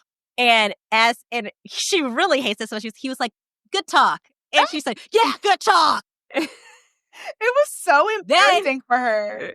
And then this bitch goes into the house and says, I just ripped Emerald new one. Was the ripping like In she the room with did, us? but in like she technically did, but it didn't land. Yeah. So, honey, like you're like in no way did that land. And by the way, I forgot to mention all these other boys. I'm gonna call them boys because they're not men. They literally chime in like when Emerald says like, do we all feel this way? They're like, I mean, like they don't, but they have to in this moment because like here's Sierra just sitting there fucking pissed. And all of them, no one wants to upset her because Carl wants what he's gonna want. And Jesse is still mad about Emerald telling everybody about the toe sucking. And Kyle, again, like I said, is just happy it's not him. So they just like threw that motherfucker under the bus hard. Especially Jesse. But you gonna try to do that in the reunion too. See how you can. I'm sure. Oh shit! I am so sorry. I completely glazed over the whole Jesse gaslighting Lexi. Oh, after the club. Yes. Oh, speaking of like. They're all acting like Emerald's so gross. Like, Jesse grossed me out so much this episode. Disgusting. And they're still friends with him. Like, disgusting. Yeah, like the toxicity, like no, like everything about that just felt so gross, so manipulative. Like, yeah. Oh, you started with West, so now the toe sucking is just done. It's locked. And he never talks to West about it. Like, he's on her, but doesn't have a conversation with his best friend. Like, hey, dude, that's my girl. Like, no, because he just wanted to get on Lexi for something, so it could be even. Yeah, so Lexi was on a podcast. I think it was like reality or something like that. And she gives us a little bit more context of that whole night. So, and also, so was what's his name, Jesse. He was also on Two chicks in the office. I saw a clip of that. Yeah, and so they're both giving their perspectives, and Jesse is trying to play in our face as if when we watched it, essentially he was being like, "Oh, I was never upset with Lexi about her flirting with West or vice versa. I was actually excited." And I feel like the ladies tried to be like call him out about this, but he just really wasn't like. He was kind of being a Craig about it, but he was trying to act. The footage that we saw, he was not playing with Lexi in that moment. He was literally trying to pick an argument with her. And I believe he was trying to pick an argument with her with this fabricated, she was flirting with Wes story at the club, because he's trying to absolve himself from the behavior that he exhibited last weekend when she wasn't there with the toe sucking and really like laying it thick on to Sierra.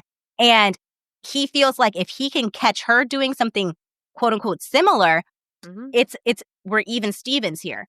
But I don't believe that that's what happened. I don't even believe West was flirting with Lexi, because if that was the case, they had cameras in the club. Why don't we have footage of it? Right. They would have edited it in. It's literally like the Lyft ride with Carl and Lindsay. All this stuff is made up. But the thing is, the only difference between that and this is there weren't cameras in the lift. But there were cameras in the club. No, but the crew kind of shuts off at a certain time because they have to wrap up. So they probably wrapped up around that time too. But he said that she was with West all night. They had that table. Yeah, they had that table. So it's like. But it's like, I just feel like if there was something, like if there was any type of just like the way he was making it seem like this was like the whole night she was all up like, oh yeah. I feel like there would be something that we could have flashed back to. Nothing happened. That man. Not because that's my point. Nothing happened. There's nothing to flash back to. No. This is all fabricated. That's why she's so fucking confused when he's saying this to her, because it didn't happen. Yeah. And it's like, and if it did happen, why do we have no confessionals with West talking about it? Nothing, like because it didn't fucking happen. Yeah. Like, and that to me is so scary. The fact that he could like sit there and do that, and then and then in his confessionals, he's like, exactly. He's like, now we're even. Like, I'm happy she did that because now we can all just be flirty. I'm like, no, what? No, yeah. No. Well, that's also crazy too. And this is the thing is like he's also trying to gaslight us, not only with Lexi and in that situation, but I saw another clip from that same podcast that you're talking about, and they were talking about Emerald and like how like the girls, they're like, oh yeah, the girls, he should be a little bit more respectful for the house. And Jesse made it seem like, and they were like, oh, like, we don't really know him. Like, did he have more conversations with people? And Jesse made it like, oh, he spoke to like Carl and like a couple of people, but like not really. But like the camera, he's getting a really good edit because he so much work. He was doing so much worse things. And I'm like, you're trying to gaslight us to put it on Emerald so we can move away from the fact that you're gaslighting Lexi. We can focus on two things, sir. Yeah. Yeah. Don't I mean, that's what he was even doing that in his confessionals on the show. Like he was so excited that Sierra had put the heat on to Emerald. He was so happy to like take the baton and really pile on that. And being like, yeah, like, I mean, I did bring one person home last year, but I was on better terms. I did it in a respectful way. I mean, look at Emerald. He's just having threesomes and foursomes all over the place. Gross guy. It's not gross that you wanted to go and watch that just the weekend prior as a spectator? You were involved in that, sir. Yeah. Like, you walked into a room that you were not invited into. He didn't say, hey, at no point did we hear Emerald invite that man in there. He barged in. And it's not gross that you are literally manipulating this girl by telling her that you love her so you can get things from her. That's worse, sir. Yeah. I don't know. I really... That's why I'm like, I don't understand how these people are still friends with this man. You watch this show. It's just like, you guys are so disgusted with Emerald for having consensual, casual sex, but you're not disgusted with a person that you guys know more than Emerald deliberately using, lying, and manipulating and gaslighting a woman into having sex outside of the boundaries that she's comfortable with. Okay. Yeah. And these are the same people who are friends with Cook. So okay, that makes cool. sense. That's fucking cool. All right. So after the gaslighting and projection onto Emerald, we're in the conversation with Sierra and Paige, and after Sierra fraudulently says that she ripped Emerald a new one like she won that fucking battle, Paige actually ends up breaking down about what she actually is sad about, which is the fact that she had a conversation with Sierra on camera about her boyfriend, and she is terrified when he finds out about it. And she's not only terrified about that, she's terrified about how we, the audience, are going to receive her and all of the things. And if she did decide to break up with him, what that could mean for her and all the things that she's worked hard for. Like, that's a lot. And she wasn't. The thing is, she was right to feel that way because that happened. It did. It happened. Audience is scary. All of her fears came true when she actually did pull the ripcord. Yeah. And they're still blaming her and ripping her to shreds over the... And the thing is, I have empathy for Paige because I knew the entire time that she was lashing out at Emerald. It wasn't about Emerald. I'm going to call her out for it because that's not fair to him. But I do have empathy because, like, she was going through it. I do hope that she watches this back though and apologizes to him at the reunion for that. I agree. Yeah. Because it was very reminiscent of like when Amanda was ripping into or breaking down about like the Luke stuff. Yeah. Oh yeah. A few seasons back when really it was about the fact that she was engaged to Kyle and she had to have if you cheat on me, we're not getting married clause. Yeah. Yep. It's listen, and we all love Lindsay's outbursts, but a lot of that is she gets so frustrated and overwhelmed that she doesn't know how to communicate correctly. And so sometimes your frustrations just come out. But again, you have to take accountability for it and you have to apologize. But like, unfortunately, with the Paige and the Sierras of them all, their behaviors get excused because people really like them. And listen, we like Paige. Yeah. And and it's like, but we cannot excuse their behavior. Like, what's wrong is wrong. It doesn't mean that we don't like them. We just have to call out their poor behavior, and that wasn't right. Yeah. And I do feel like Paige is mature enough. I feel like I've seen her be able to own up to some things. So and especially just because of like, I don't know, just the way she's been handling the backlash with Craig.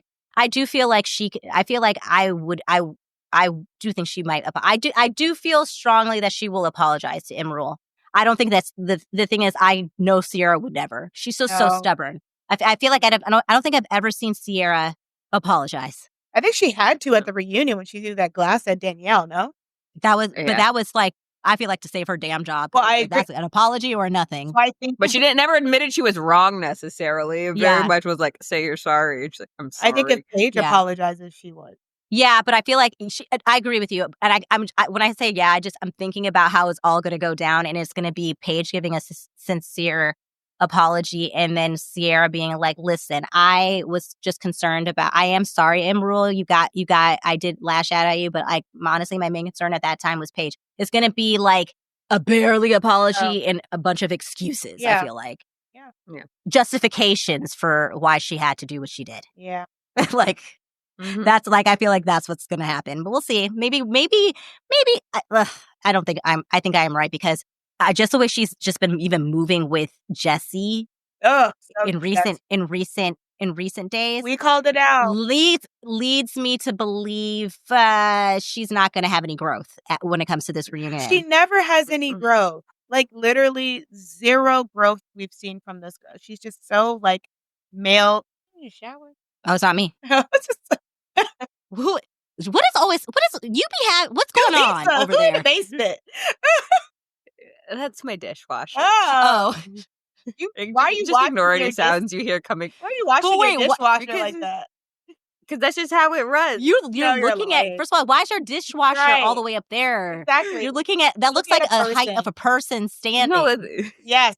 Okay, maybe Nick might be making dinner. Yes. Hey, honey, we can hear the water running. Why are you lying? Like, now you trying to Jesse us. No, he is my dishwasher. Ooh. You know what? Hell yeah. Bitch. Hell yeah. And Shirla, no. You know, Shirla. Much like Paige, we're gonna call her out. Much like Paige, I also manifested a boyfriend who's obsessed with me. Yeah, but more like Paige, chores. you actually want to marry them. But I like mine, and I'm gonna keep him around. Yeah. So that's the difference here. No, that's fine. Yeah. Wait, what were we on? What were we talking about? Sorry, Sierra. Oh my God, I'm seeing tweets being like, I'm now realizing that Sierra's kind of like, wait, what? Sierra's kind of a loser. And it's like, and I think it has a lot to do with the fact that she's so male centered. It's gross. So on the podcast that I was talking about with Lexi, I think it's reality. I'll be inserting clips and stuff like that, so we can get like the full story, or relevant clips. But she says that we know where Paige and Lexi stand as of now, and it's not good, and it seems like it's on Sierra's side or end of it. And I'm not surprised by that, because in the beginning of this, when we were just like making predictions about the whole thing, we have already talked about Sierra is the type of person that is very stubborn, which is why she has never been able to get past anything with like Lindsay. She refuses to allow people to like if she has conflict, she lives in it. She doesn't want to move forward. It is what it is, and it's never going to be anything different. When she's done, she's done. And she has decided, I feel like Sierra has decided in this whole Jesse situation, that Lexi is the villain. And I say that because then Lexi, and this is just based off of if whatever Lexi is saying to us is accurate. I'm giving room to that. It could be not, but she says that like for her birthday, Lexi's birthday, she had texted the entire cast to invite them to her birthday. And she said the only two people, there was two people, she didn't technically name them, but she said there was two people but they were talking about Sierra. So it was Sierra and Jesse that did not respond. And then those same two people were on the day of her birthday, hung out together. And it's like, okay, like whatever, that could be a reach, but it's like, is it? And then we see the pictures of Jesse and Sierra very like flirtatious from Coachella. It's just like, it's very interesting. And then onto the other spectrum of it, Jesse on the Two Chicks in the Office podcast says he's so happy that Sierra doesn't watch the show. So Sierra, and I think that Sierra does that because she doesn't want to burst her reality. In the sense of whatever she has decided has happened. If she watches the show, it's going to give her a different perspective. And I don't think she's willing to see the role in which she's played really in this whole situation. And it was easier for her to not watch it. Because there's no way Sierra would watch this. That makes so much more sense to me. There's no way Sierra, who's given such great advice to Paige, would watch this show and sit here and tell me that Jessie is not a piece of shit. She's not watching the show. I even think if she watches the show, it still will go over her head. You think so? Yes. I just think she's just so, when it comes to men, something in her brain just can't wrap her head around things and being like, it's obviously the woman's fault. But when it comes to her, it's not my fault, it's their fault. Like, for some reason, she can see that clearly. Like, it's them doing this to me. But other women, she can't see. We saw it with Austin and Lindsay. We're seeing it with Lexi and Jessie. Like, she just can't wrap her head around it. And it's like, I don't know. I really don't. I honestly don't think that her watching the show changes her perspective.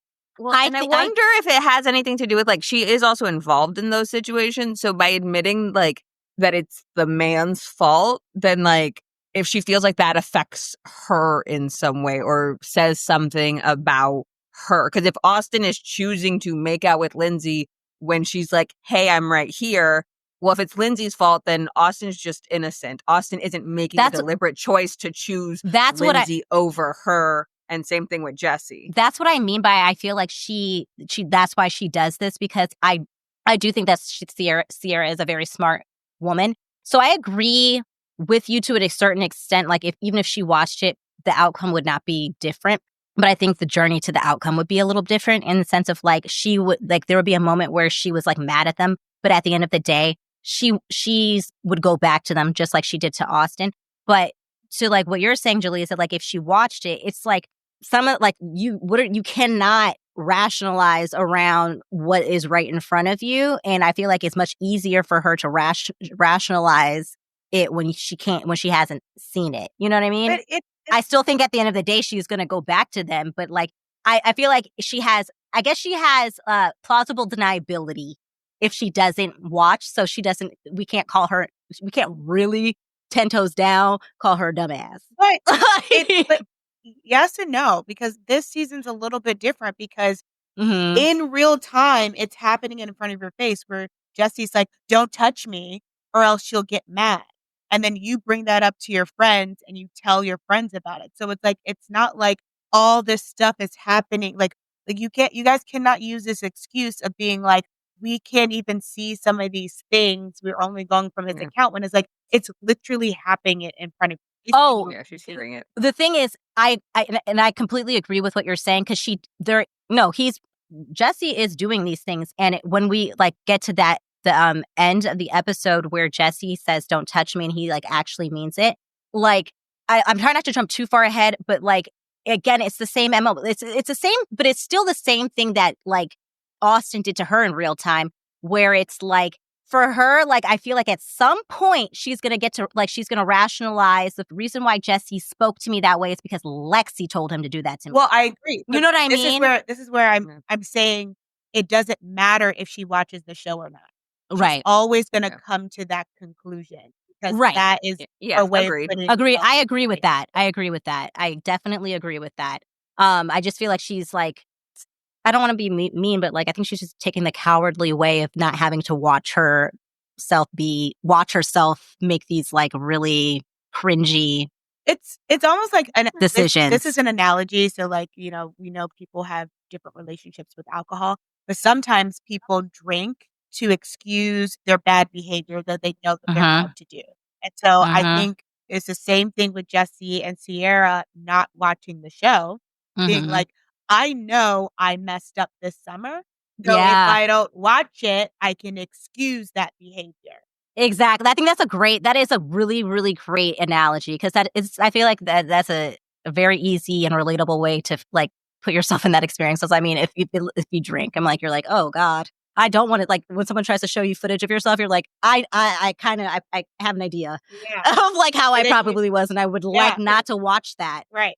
Yeah. Then you keep drinking. She created this her own reality of how things happen. And right? also, I mean, we all do it, and so she doesn't want to be forced to actually see what's happening and probably how much of a loser she looks like sometimes. Yeah. When she's getting into these situations. And again, I think we're all kind of saying the same thing, but in a little bit of a different way. But it also just, again, like not watching it gives her a way to like even say that we're exaggerating what we saw.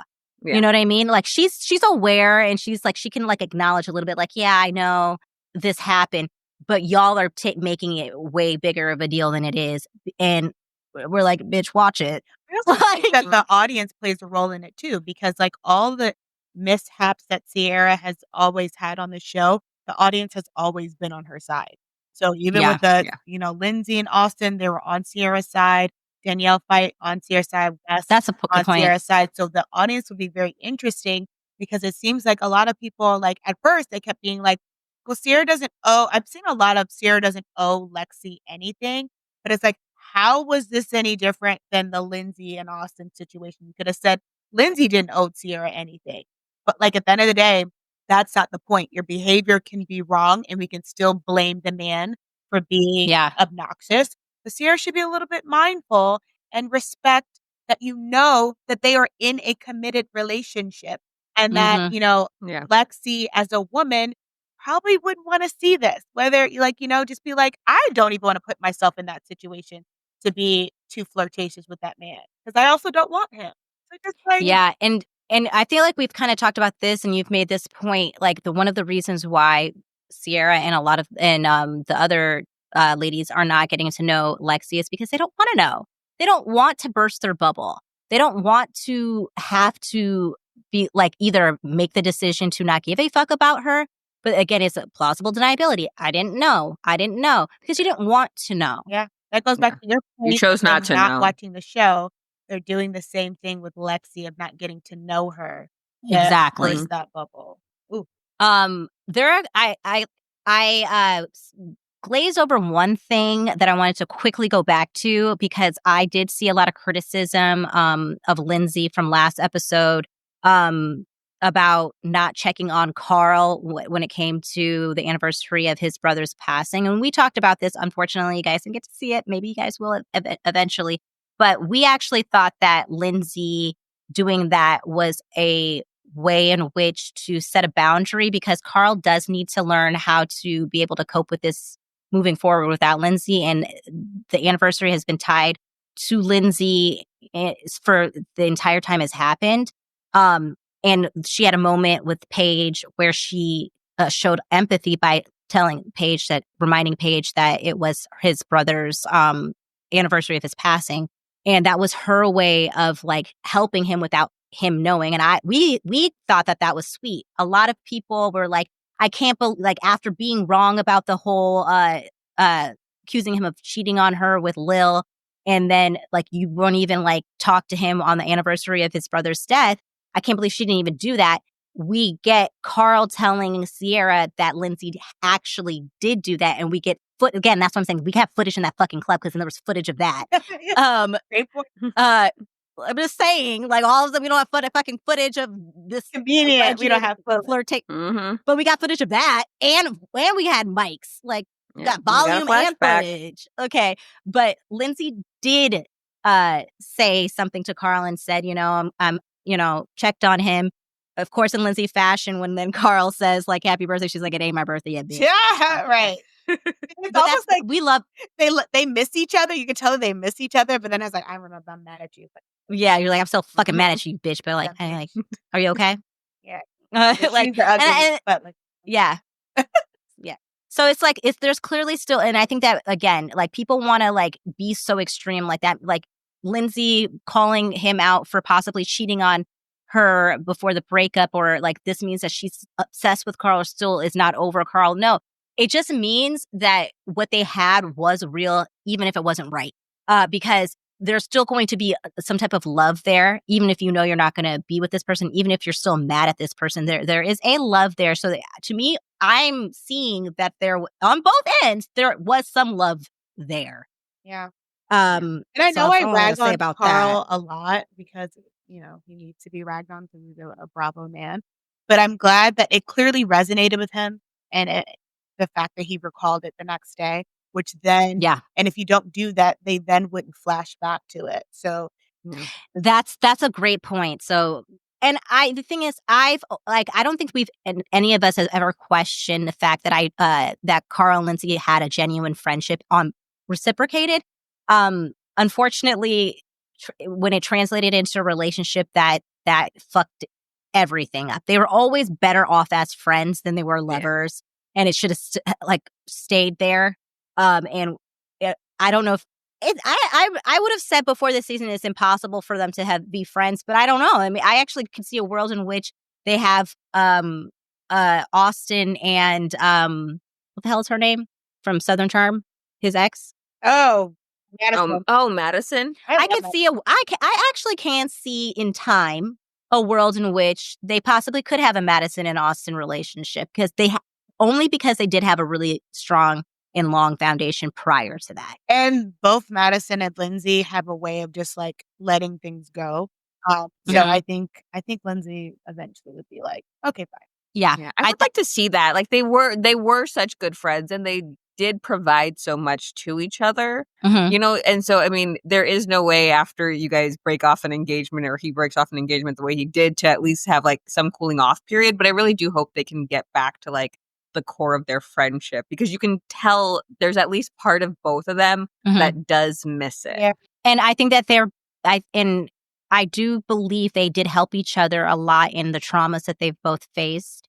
And so, I do hope if it makes sense for both of them and that they're both like equally participating in a positive way, that they can get back to that. I wouldn't object to it personally. I actually want it to happen. I hope. I ship that in the best way. But also, I do want to point out this. I do see Carl falling into old habits and patterns, and I don't think it's going to happen. Thank God. But like he is really latching on to Sierra and I am scared for him because he is a person that needs a support system and he has got to learn how to be his own support system and not put all of like emotion, he cannot give all of his emotional baggage to a person to carry, which was Lindsay. And I feel like he now is kind of like slowly trying to do that to Sierra because he's saying things like, Sierra was also, I was really close to Sierra. I'm going to get back to that, which is great. But then he says, like, I mean, she was really supportive with like the brother thing. And that's like a huge red flag to me. I feel like he's going to like, Sierra cannot take that, be like your new Lindsay. And I don't think Sierra has any interest in doing that. Thank God. But you never know with Sierra. You never know with Sierra. That's true. But for Carl's sake, I hope that like that does not happen because he really needs to figure this out on his own before he can be in any type of relationship with anybody. Yeah. Like he has to be able to deal with like all of this by himself first. Agreed.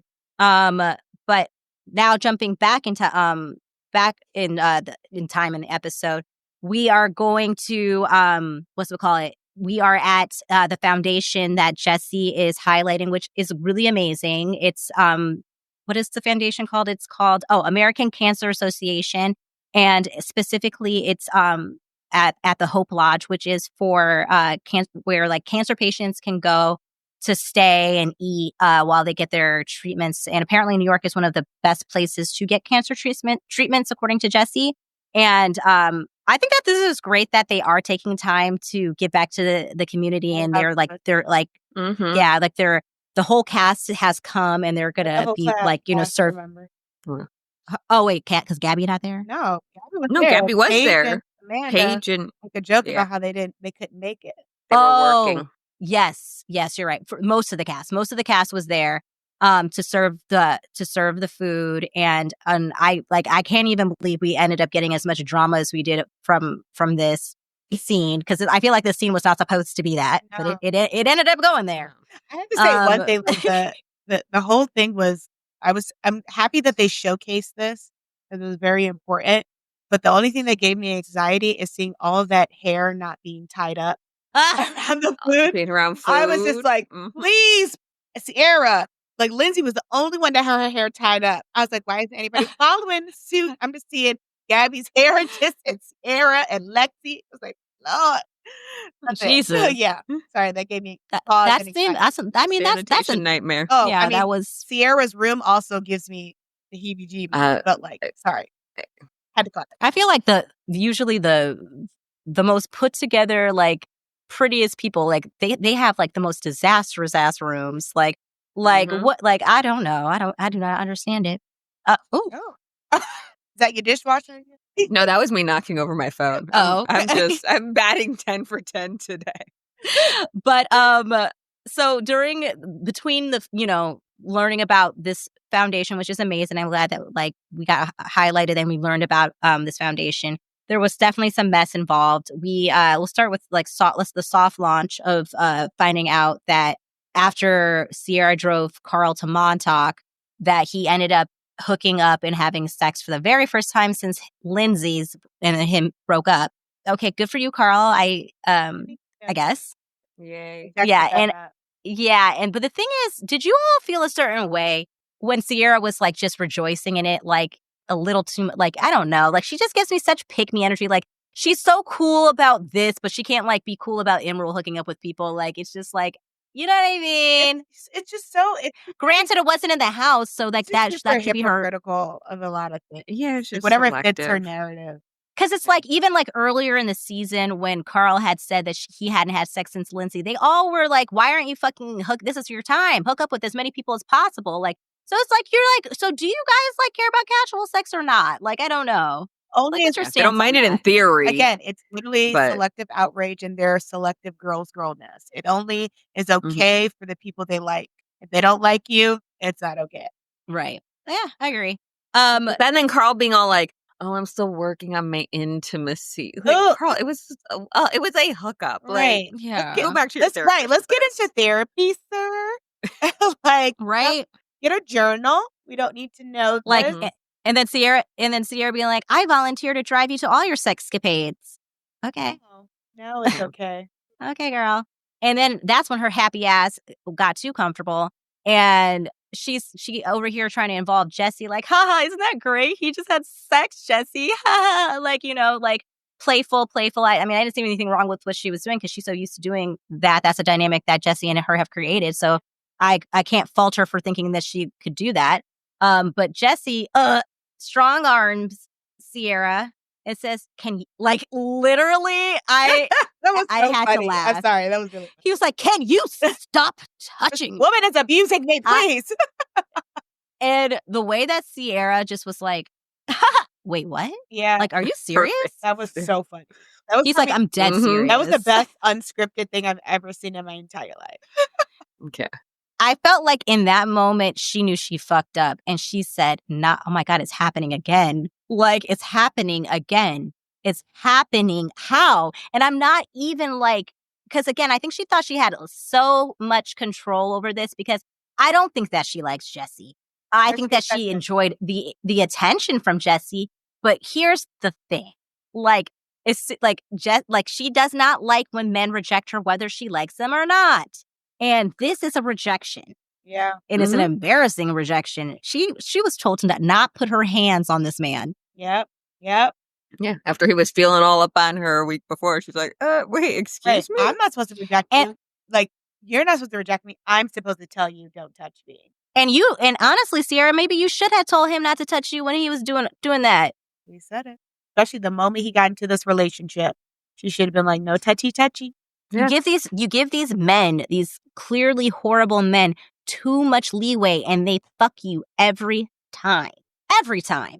And didn't I say that Sierra, like, I was like, please, Sierra, don't go back to West because I don't think you have one more time to look like this in front of the audience before they start thinking that you are not the person that they thought you were, this badass bitch.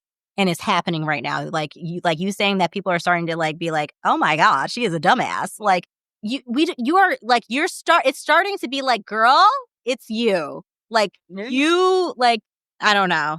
And she's got, I don't know, under the Paige umbrella to where she could do no wrong. But now people are again starting to be like, girl, it's giving loser behavior. It is giving loser behavior. And I hate to say that, but it is. Especially, I don't hate to say that because she was a really rude to Emerald, so fuck off. Rude to Emerald, and she's rude to Lexi in a way. Just like, it's like, I don't care about Lexi's feelings. Regardless of like if he's overplaying his hands of communicating how Lexi feels, whether you believe it or not. As a woman, if you like somebody and you saw some other girl touching him, you, in a way, you still felt like, oh, girl, get off my man. If you don't really know him like that. So it's like, and she literally had done this before. So it's like, yeah, like with Lindsay, she literally did the same thing. So it's just, she's very hypocritical and it's very annoying. Yeah. But also kind of bringing back to Lexi, I've learned a lot of stuff outside of the episodes on these podcasts that they do.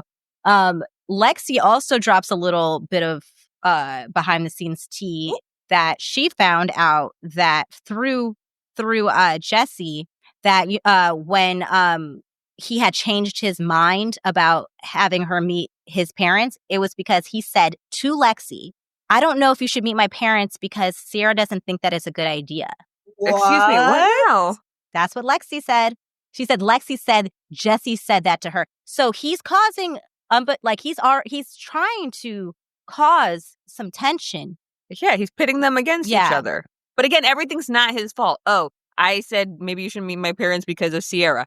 Emerald dared them to suck my toe. There is no accountability. Everything is someone else's fault. And the thing is, what I really appreciated when Lexi said this is that she still gave Sierra grace. Always. She said she said I would like to like move past this with Sierra at the reunion because I'm watching the show back and I'm seeing that he's capable of telling lies to these women about where we were and where we're at. So I know that it's very plausible he was telling lies to me about what Sierra said. So she was still even giving room to the fact that Jesse could have just been making that the fuck up. Yeah. She's the youngest in the house and has way more emotional intelligence than the rest of the house. Like, you see her giving She's grace, the true girl's girl. but yet the other girls couldn't give her grace. I mean, especially, and she's saying, and Paige not included. Amanda, Sierra and Amanda, and that's her still giving grace after seeing the way that Sierra has been moving since they filmed. You know what I mean? And seemingly kind of playing in her face and doing these subliminals and stuff like that. And she's still like, you know what? All of that could be because Jesse is like intervening and lying and all that stuff. And I guess that what frustrates me about Sierra is that she never takes a step back to see, like, again, like with the Lindsay and Austin situation, is there any realm that Austin is maybe telling Lindsay things that you don't know? Yeah, that's literally. So the funny thing is like because everyone, because of this Jesse Sierra triangle, they're showing a lot of clips of like that Lindsay Austin Sierra argument, and Danielle actually says that to Sierra. She says, I don't know if it's Danielle or if it was Lindsay, but like Danielle's like, the blame should be on the man because like who knows what Austin is telling Lindsay? Just like he's telling you sweet nothings, he could also be telling Lindsay sweet nothings. So you can't discredit her feelings. And so like that's for some reason Sierra can't wrap her head around like the man could be lying to me. And I think it goes back to what you were saying, that she can't be rejected. Nobody likes to be rejected because she knows that, she's beautiful. Like these men, no way, because these men are mediocre. But no way these mediocre men are not attracted to me and can reject me, but they also can't be lying to me. They must be lying to the other person. And I think that's just in her head and you can't get around that. And she's unwilling to, again, it also goes back to why I feel like she doesn't watch the show. She doesn't want to see that. It could be a possibility and she can know that could be a possibility, but to actually watch it makes it a reality. And I don't think she is equipped to take that on, to be honest. Because at the end of the day, she wants to do what she wants to do, right? Yeah. So it's like, what's the point of watching it? At the end of the day, she knows what she wants to do, and watching it's not going to change what she wants to do. So why watch it? I'm hoping that now proof of anything other than her reality. Yeah. I am hoping that now that the audience are finally calling her out and not just being 100% on her side, that it will give her some pause to be like, okay, let me take a step back. And even if it's not genuine. And I kind of feel like I'm being optimistic because you never know with Andy. I feel like Andy will possibly call this out because it's just like, oh yeah, I don't feel like this is where I get nervous though, because I know you talk about like how the Paige and Lindsay relationship. I get nervous that if Andy asks the question, "Oh, Paige, Sierra, how is this any different than the Austin Lindsay situation?" I'm nervous of what Lindsay may say in that moment, and I'm hoping she just keeps quiet. Because if she says something, I can understand you being nervous, but I kind of feel like Lindsay's going to sit this one out. She bet. I don't know though. I'm just nervous. I hope so. Because Lindsay, if you're listening, sit it out because you haven't filmed the reunion. Sit it out. Yeah. They also going to bring up like the whole thing like, oh, Craig was actually kicked out of the wedding. Like they have so many things to go through. And I'm like, I'm just nervous that Lindsay like, finally, vindication. Like, yes, Sierra, this was kind of, even if she says something small, it's just going to get Sierra to I think that Lindsay should speak very minimally. She shouldn't say anything. That's what I mean. I didn't want to say like be quiet the whole reunion, but like quiet. I feel like she's done enough talking and we have enough sound bites from her, and I feel like it's time for everybody else to just yeah. Because if Paige has to choose between Lindsay and Sierra, we know where she's going. Yeah. Because so I don't want that to be the downfall of their relationship. And I already feel like Paige is preparing herself to eat crow a lot during this reunion because I know she knows that the whole Craig thing is going to be brought up with like the Kyle wedding thing. That was such a big reveal and all that stuff, like that it was true. So she knows it's going to get brought up. So I feel like she is going to take ownership of it because she's going to be like, what do you want me to say? I was choosing my boyfriend. Yes. Yeah. And I'm sure, and I'm paying greatly for it. When that episode aired, she probably apologized. Yeah. Because I think she'd already, and I actually think I believe she actually technically has, because did she? Because I'm trying to think. I know Amanda didn't, because I know she was asked the question. Yeah, Amanda was just like, oh, I guess if she needs. No, she hasn't. You're right. I don't think we've seen it yet. But I hope we do. I have faith that we do. We will. So then Jesse strong arms Sierra. Get away from me. Don't touch me. Yucky. Cooties. So embarrassing. And then it goes to the city. We're in the city. We are at lunch with Paige, Sierra, and Amanda, and they can't help but talk about Emerald for a quick second. Gross. He's sleazy. Then we talk about the main attraction, which is the fact that Paige finally did see Craig. So it seems like she has put her anxiety in a box for now, and I say that because I feel like whenever she does get like this, it seems like there's a pattern. It seems like she gets like this, she gets worked up to the point where she probably is about to like break up with Craig. Craig sees that, and again, this is me just like making this shit up, but I'm trying to figure out why we see her talking about Craig and her relationship and all her doubts, and then either have 4 months where she's still with him. And I feel like she said that Craig saw the anxiety she was going through. They had a talk. She tells him how she's feeling, how she feels like he undermines like the importance of how busy she is. And I feel like then he says the things that she needs to hear to buy him more time. Exactly. Yeah. And she probably hopes he's going to change, that's finally going to be the revelation. Plus, if she's on tour, right, there's at least enough separation that she can kind of ignore some of those things. And he's very convincing. And again, like it's like I'll move to New York, I'll do all these things. But then when it comes like, and that gives him time. And then when it gets closer to the time to be doing that, then it's a different thing. And then we start the whole argument up. And he's really good at like when she gets to the breaking point, winding her back down. And so I am curious, what was that final straw? I hope we find out at the reunion that really got her to be like breaking the cycle and just ending it with him. Yeah. But I do understand more from this episode of why it lasted a little longer with all of what we learned about her doubts. She literally put it in a box until the tour was done. She has a lot on her plate, and Craig gave her enough for her to feel like they could work through it. I think the straw was probably when he asked for her hand in marriage. Like he probably. You think he actually asked? No, I think it was discussed at Thanksgiving. And so in that mind, she's like, oh, no, we can't get married. And I think, and then he's like, I actually would move. And it's like, nope, we got to cut this off. Because like, I'm not ready to get married. And he's probably like, we need to get married by the end of the year. Yeah. He wasn't going to if he moved to New York, right? Then that's probably just putting more pressure on it. Because now he's done the thing that was kind of putting a halt to things. So if he moves to New York, you know the engagement's imminent. You know then that means you're immediately planning a wedding, having babies. And yeah, she was like, oh, okay, too much. And he's probably already like slowly saying things like, yeah, I'm going to move. We're going to be our home will be in New York. But because I already have this house and planning a wedding is like really stressful enough, it just would be easier for us to have home base temporarily in Charleston. But would like she could see, like, I feel he's like such a manipulator. Like I could like, and she's not dumb. She's like, oh, you're trapping me. You are trapping me. Or you're not trapping me. Or he probably tried to make her feel guilty. Like, oh, I'm going to have to sell this house. So I need to start doing all the things if I'm moving to New York to figure out how to sell this house that I put so much work in. Like anything to make her feel guilty. Like it's like the reason why we're not moving forward is because of you. Not. Do you think he actually bought a ring? Because I do not. I don't.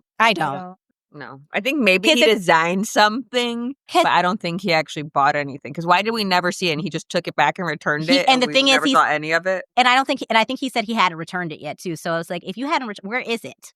Well, when they were on Watch What Happens Live after the Southern Charm reunion, he said that trip he had returned it, allegedly. I just feel like if that man had... You can't trust anything he says. That's what I'm saying. And I think that we get a clip of that in the preview for when they pick back cameras up in Paige is talking to Lindsay and Amanda at Lindsay's apartment about Craig. And I think she says in the clip, like, I can't even, like, to the fact that I can't even believe you if you actually got a ring or not, it says a lot. And I don't think, and I agree with Paige, I think he said that as a desperate attempt to make her go back on breaking up with him. Oh, yeah. And he was going, and if it worked, he would have went and picked up a ring. the best, baddest ring. But I don't think he had a ring. I think that he, and because if he did, I just believe he would have flaunted it. At least once. Like we would have saw a picture. We would have saw something. Yeah. Just like and I'm sure some jeweler like reached out to them, right? They're they're both celebrities. So, he may have put something together. He may have, they may have seen a couple things, but do I think he had a ring in his possession? Yeah. Never at any time. And again, and then I doubt that. Like they're like all these engagements and calling allegedly off. Bravo doesn't even pay for weddings that they show. They don't even pay for the food in the house, Shirla. I found that out. Oh yeah, they have to stock they have to stock of themselves. So, yeah, he ain't paying for no damn ring. Like, but the thing is like they pay for some of the people they pay for. That's true, and others. I mean, if it was a wedding special, I think that they would put some money towards that because I know for Stassi, when before she got fired, they were supposed to be doing a wedding special, and she was going to get a portion of that paid for, and she actually had to downsize her wedding because when she got fired, they were no longer going to be paying for the things that she thought she was going to get paid for, so they had to like cut some stuff. Yeah, and then she was locked into the venues that she had booked based on the Bravo money. Yeah. But I do believe, to your point, like Shirla, is it a possible? And I think you said this to Jaleeza, that there could be a paper trail of like he was in the works and or maybe he reached out or he was talking to. But that's what Craig does. He takes a kernel of. There's always a kernel of truth to it, but then he exaggerates it. Yeah. It turned in from an email chain, turned into a physical ring in his pocket. He was ready to get down on one knee. It's like there was a concept and idea of an engagement ring. There was no physical engagement ring. No, you said. I don't believe it. Like I don't believe it. I don't buy it. But then we get Sierra telling the ladies that Jesse strong-armed her at the cancer benefit, and said to get your paws off me. And they were all like, I can't believe it. The same man who was just like all over you on the pool floaty. And I feel like Paige's face was like, this is why you don't let these men. Right. Like Amanda was like, and this is why you need to marry him. Because yes. I saw two different things happening. Yes. Like Paige is sitting there like, I didn't want to tell you because again, like we established, Paige don't tell people nothing. She thought it though. Right. And And she's still not going to tell you, but she's like, child. Right. She's probably like, this is the moment she's going to wake up. And then she's like, oh, she doesn't. Okay. And she definitely did pay, like we said, Paige lays out facts. She was like, Jesse was the one that was all over you. It's interesting that he is now saying to get the paws off. But like, also like Sierra, like you this only look good for you. Like, now she's like, no, he could never touch me. Oh, sure. Let's see how long this lasts. I could swear I saw pictures of you guys all cozy at Coachella just not last weekend. Saw those. So it's clear at some point he has shifted your perspective of that. Because again, I think that this is what I predict. I predict, obviously we know that Lexi, there's some type of blow up that happens before they leave the house between Lexi and Jesse. So I do believe so far, since seeing the way that Lexi is really good with her boundaries and her maturity level, I think that at a certain point she just was like, I feel like the turning point was him trying to gaslight her into thinking that she was flirting with West.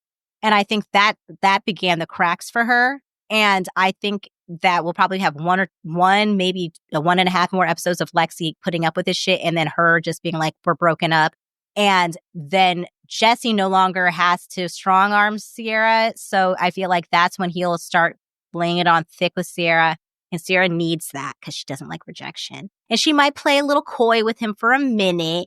But at the end of the day, she's going to like the attention. And then it's going to boil over and spill over to what we see now at Coachella, or what she possibly did while playing games when it was Lexi's birthday. Because that's the same fucking thing she did with Austin when Austin embarrassed her. But we didn't see it happen, but we heard about her visit to Charleston after that. Thanks to Lindsay. Mm-hmm. When is Lexi's birthday? Do we know? Like, no, I don't know. I don't know. No, I don't think it was during filming. No. I think this sounds like whatever she was talking about sounds like, in the context of the interview, it sounds, because they were asking her, like, are you guys, like, good? Like, are you, like, and she was saying, I was trying to be. I invited all of them, including Jesse, and they were the only two not to respond to me. But yeah, so it pretty much, Sierra does the thing that she's so, like, she's just so, like, easy to predict. She does a thing. He embarrasses her. She's shocked because, not me, Sierra, you're projecting me. And then she lashes out and like, I'll show him. And then he just needs to do some sweet nothings. And then she's right back in the fold. Yeah, it doesn't take much for her to come running back. Like, she acts like these things are such a big deal and she's drawing such a hard line. Meanwhile, like, part of it's like, she wants to be the girl Lexi is, but she really isn't. Like, she pretends she has all these boundaries, and then, like, the minute, a guy bats his eyes at her, she just folds. Yeah. Literally, Sierra and Amanda both wish. That's why they're, like, hating on it so hard, that she's calling it rules when it's actually boundaries. Like, this is how he should be respecting you. And then they play into the whole Jesse being like, can you believe she has all these rules? And they're just like, yeah, no. And it's like, no, these are boundaries. It's okay to have. These are boundaries. Yeah.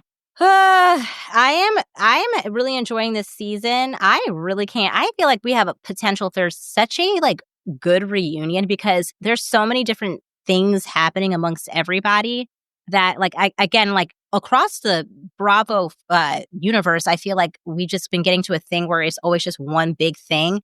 And I'm so bored by that, because it's like, we're just, like, beating so a dead many horse different with stories happening. Yeah. So I'm excited because I'm like, go ahead. Sorry. No, go ahead. No, wrap up that part. I don't know what the fuck I was saying. I wasn't really saying nothing. I'm going to say one thing that I can say is, like, enough of us showing Lexi and her Instagram shoots. We don't need to see that anymore. Yeah. Like, let's now dive into Emerald's life so we can see what he's about. Like, we already know about Lexi and her mom and her sister's dynamic. Yes. But let's start going into what Gabby's doing for work, what Emerald's doing for work. That, like, let's open it up to other people, please. If we're going to show them in the city, not with, like, the cast, then, like, let's do that for everybody. Because no offense to Lexi, her mom, and her sisters, but we've seen it. Like, I'd like a little something new there. Yeah, and also, like, I would like to. I mean, I'm not mad at seeing a little bit of it. Like, I just think that we need to see more. Like, give everyone that opportunity. Yeah, so it's like, so like, Yes, it's not exactly. that I don't want to see that, because to me, we are able to get like a little bit more of I'm going to say I actually don't mind it. I just want more of like what you said. I want to see more of Gabby. I want to see more of Emerald, and they get that same opportunity, because to me, that has made me look at Lexi more as a person, because she isn't able to have these conversations with the other ladies. Yeah. So this is the only time we get anything from Lexi that, like, you know what I mean? But I do agree. We need to have these same moments with Gabby, with Emerald. And Emerald, absolutely. We had like a tiny flashback when we got to see him interacting with his niece a couple episodes ago.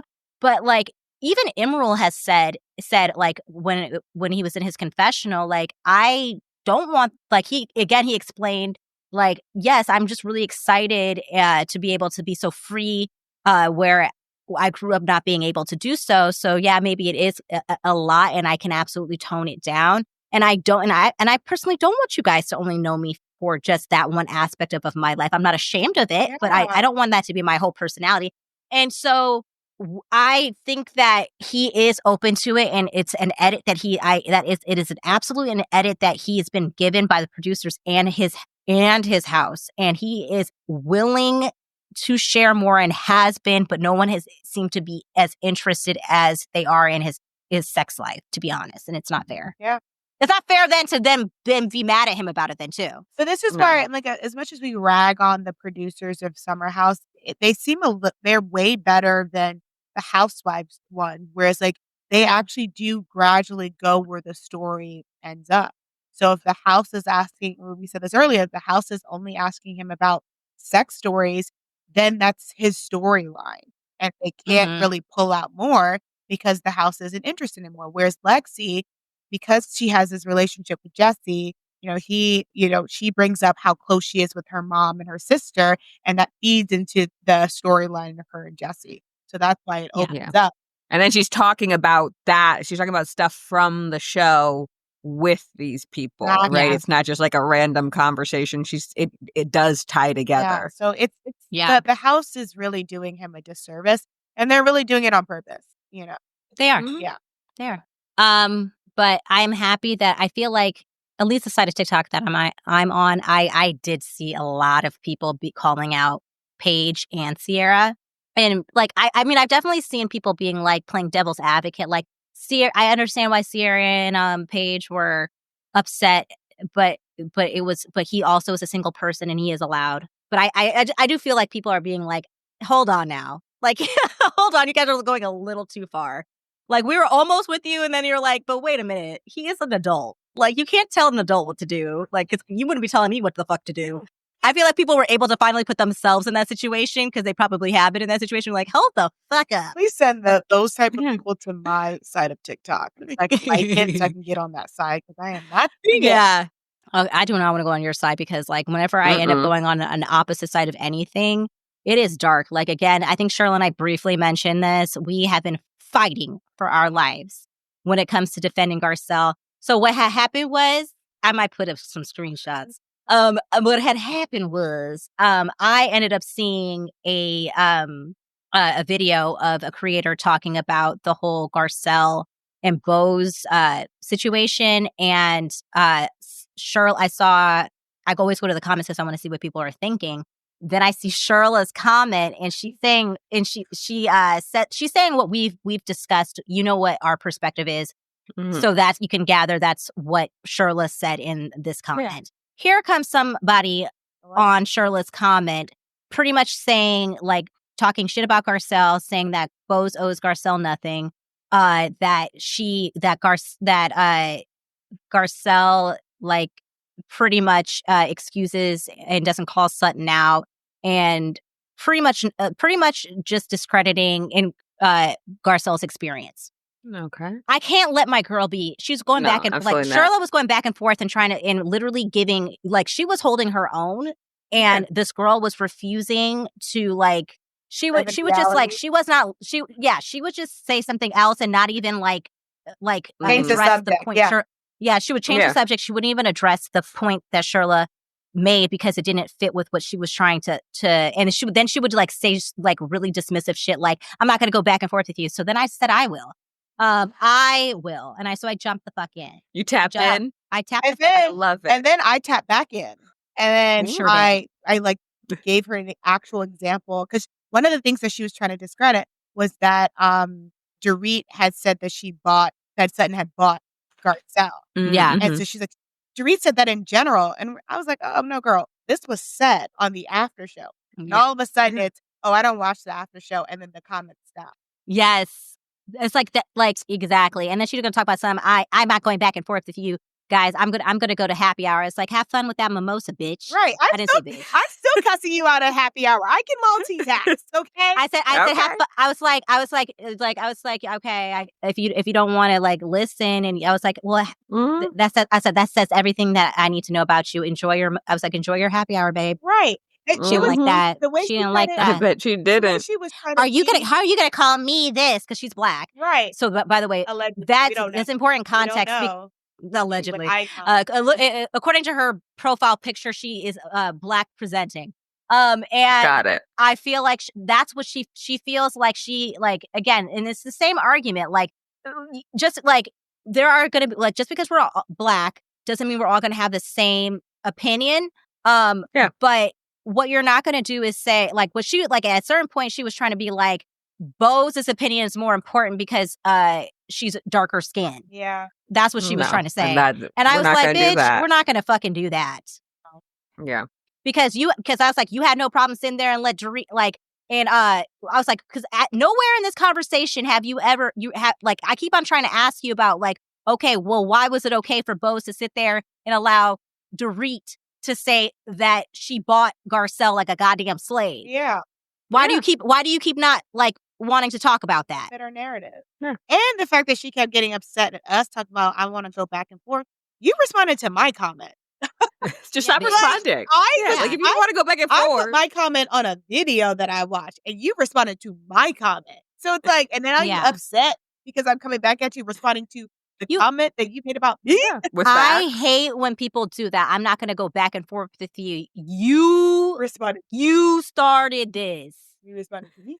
I didn't want to go back and forth with you because I never commented on your shit first. Yeah. Which would be the indicator of that. If I'm going to reply if the creator, exactly. If the creator I was commenting on video was with me and that person was going back and forth, then like, I commented on that person's video, but you entered between an A, B, and conversation.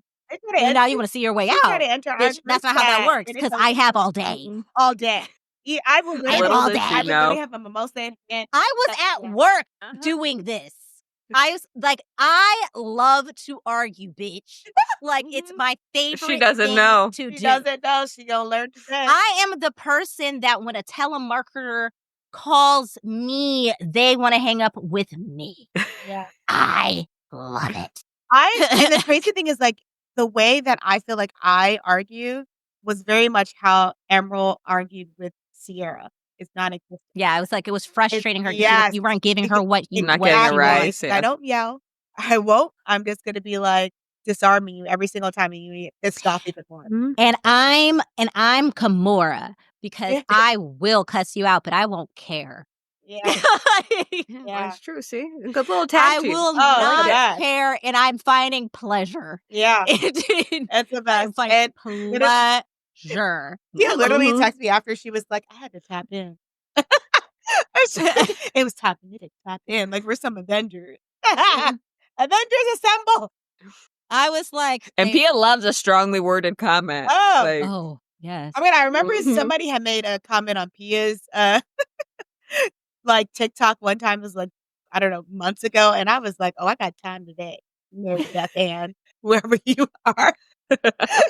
Got time today. I got time today. Okay? You fucked around and found the wrong one. You know what that lady reminded me of Sutton. Oh, like she want to say stuff, but then she want to just cower in the corner. Right. Oh my God, what are you? Herself why out. are you yelling at me? Yeah. Well, to say some horrible don't things. start shit, won't be shit. Okay. But that was fun. I can't wait for next week's episode. What is So, next week's what was in the episode? preview? Oh, Schwartz will be attending. Schwartz is there. Yeah. I have a sneaking suspicion this is going to be a filler episode. What do you guys think? I think also we get that Paige is talking to Lex. Like they're in. Oh, yeah, when she tells her, like, if you're not, like, in, you're out. Yeah. So, okay. So I think we may get some good stuff there, but, I mean. I feel like all of this stuff that. Kind of like why like, Schwartz here. I feel like it's going to be a filler episode. Yeah, I feel like it's going to be a filler episode, and they're going to do the thing that always annoys me, and it's going to be like something really juicy happens in like the last 5 minutes and roll credits. Yeah. I'm to gonna be like, continued. yeah, it's going to give me like leave me with some blue balls. They've been doing good with that in Summer House though. I feel like they have been. Yeah, like this season they've been doing, unlike Beverly Hills, enough to keep dragging it out moving. 17 parts and shit, and nothing happens. That's another thing with Beverly Hills. Like all their previews is basically the show. It's the best part. That I have had a huge issue with that.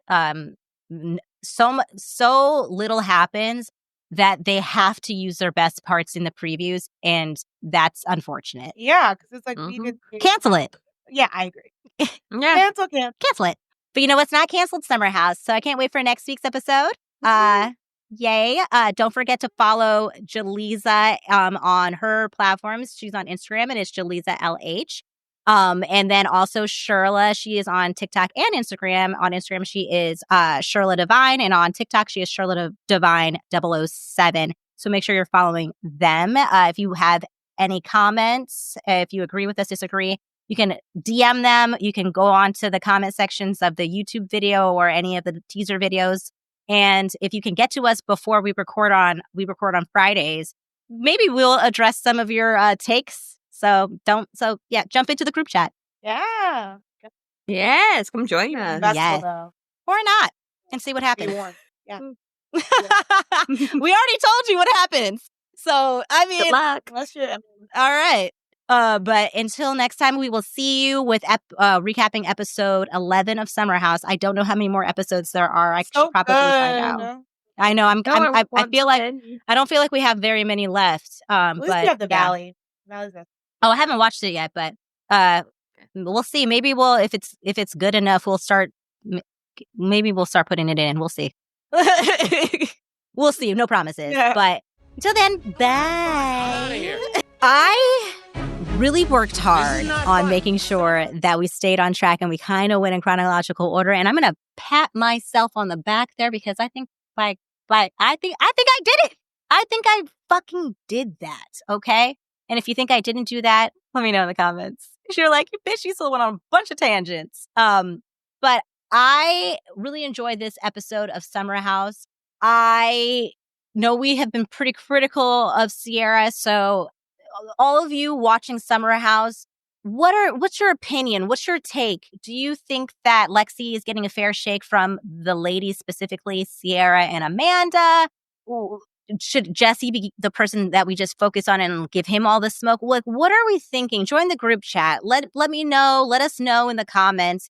I want to hear from you. We want to hear from you. And if you can get those comments into us via direct message from to either Shirla, Jaleeza, or myself, or if you leave it on the YouTube or any of the clips that I post on my personal Instagram account or TikTok, let us know because we want to include you in the chat because we need to hear your perspective. Maybe we're missing something because, I don't know.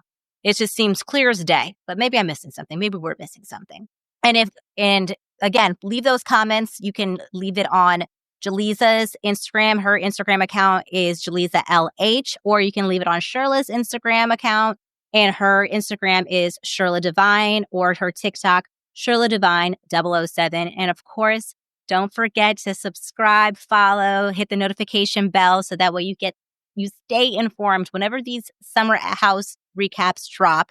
And don't forget to follow me on all my platforms. I'm Pia JV on both Instagram and TikTok. If you want to email your dissertation about Summer House, you can go ahead and do that at piapopcultureguru@gmail.com.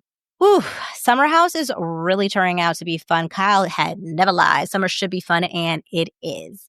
And we will be back next week recapping Summer House episode number 11. And I hope that I was wrong and it's not a filler episode and it's just as juicy as all the other episodes, but we'll see. Until then, though, what does Pia always say? Oh, yeah.